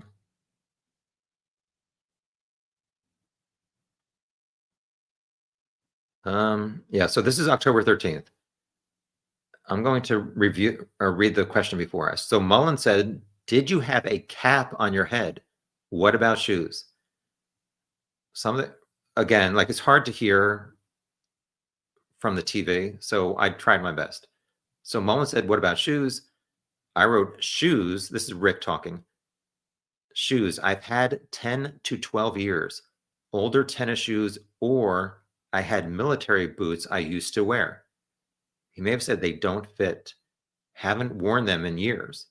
If it was wet, I wore a work boot, or I wrote comet, which makes no sense.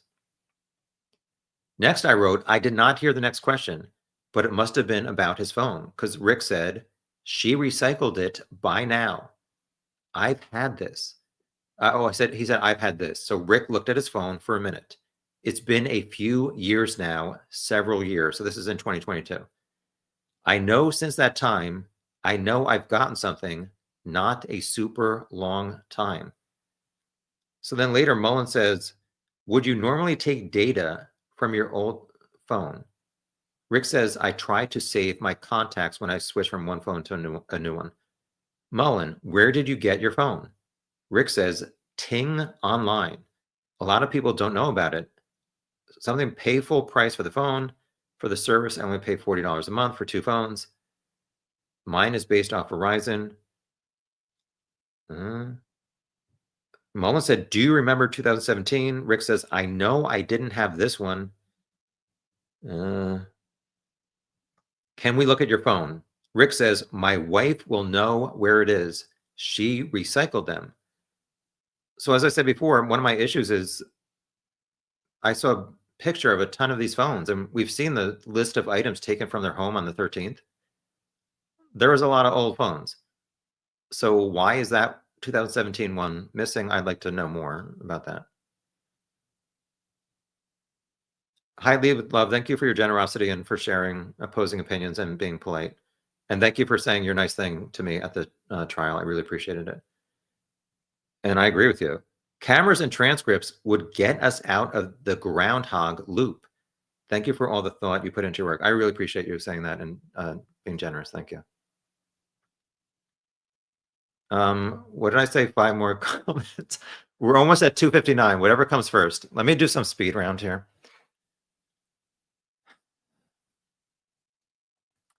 I'm not sure that this is true. Sherry, Rick's daughter not supporting her father at trial speaks volumes.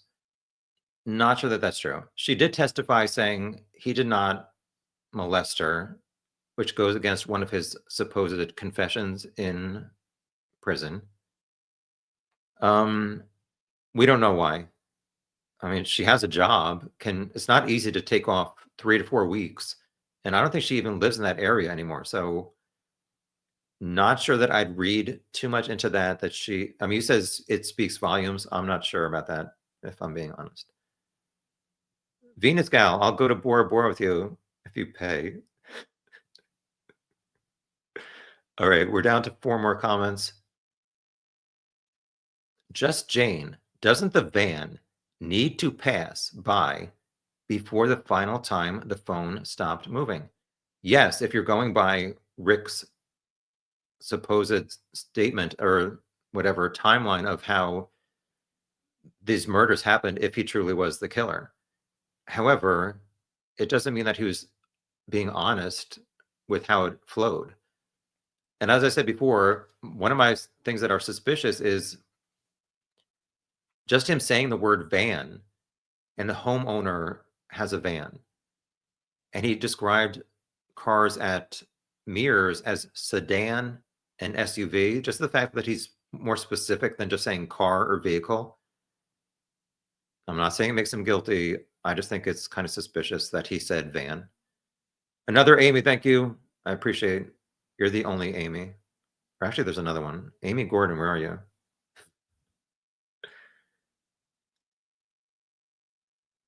Lead with Love saying I should go to Bora Bora. What? Somebody said it's like $15,000. I don't have that. Lead with Love. I'll go with you if you pay. You, me, and Venus Gal. You two pay for it, and I'll go with you. All right, we're down to 3 more comments. Oh, it's 2:59. Who cares? I'll go a little bit longer. Okay, 3 more comments, and then we're done. Some pretty crazy stuff is coming after this, I'd imagine. Hi, Emily. Are the interviews, October 13th and 26th, I assume, ever going to be available to the public from the trial? I really hope so, because I think all of you should at least be able to see and hear more information that came out. I mean, I and other people tried our best to take notes, but you need to hear things for yourself to make up a final decision. I don't know. I'm not sure how it works with like this appeal being filed, and do we have to wait until there's a final resolution on the appeal before Judge Gull will say, okay, we can release all of this evidence and stuff. Two more. I'll try to find a topic we have not discussed. Oh, hi. Hope everybody in Hong Kong's okay. Ling 8 Ling, nice to see you. Two more.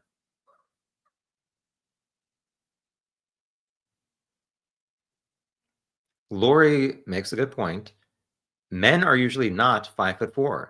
You would notice that man. So this has been a big discussion, and I agree that 3 out of these 4 girls who passed Bridge Guy near the start of the trail, like their descriptions were not similar, and some of them totally did not match Richard Allen. However, I say however a lot. I'm sure you guys, I've mentioned this before. There was an online sleuth who unfortunately passed away named Doug Rice on Reddit. He used Bitter Beat Poet.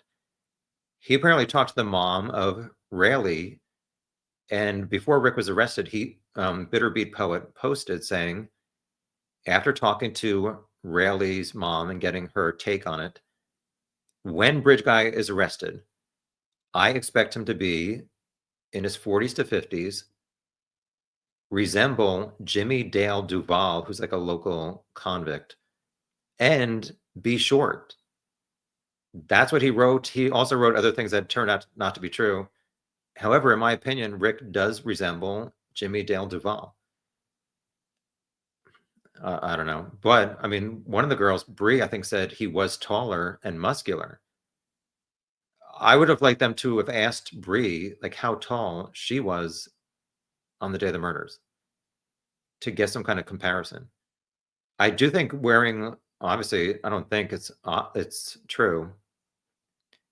If somebody's wearing a skull cap or a head covering plus a hood, that could add 1 to 4 inches, depending how big the hood is and stuff.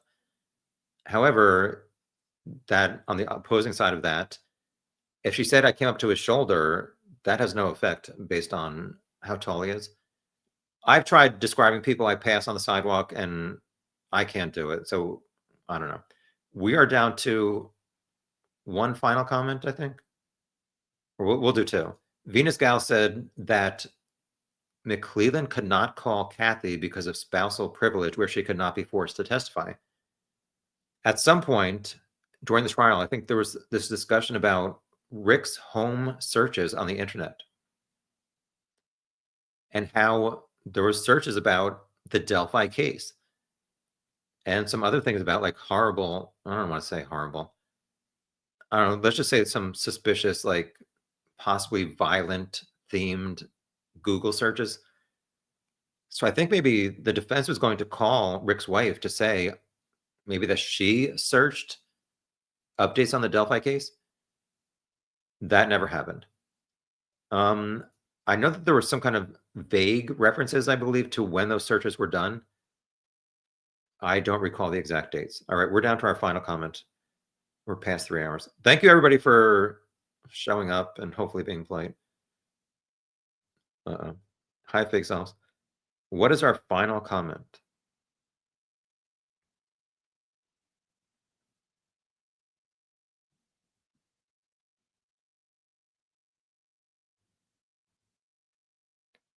Sorry, just looking for a topic we have not discussed.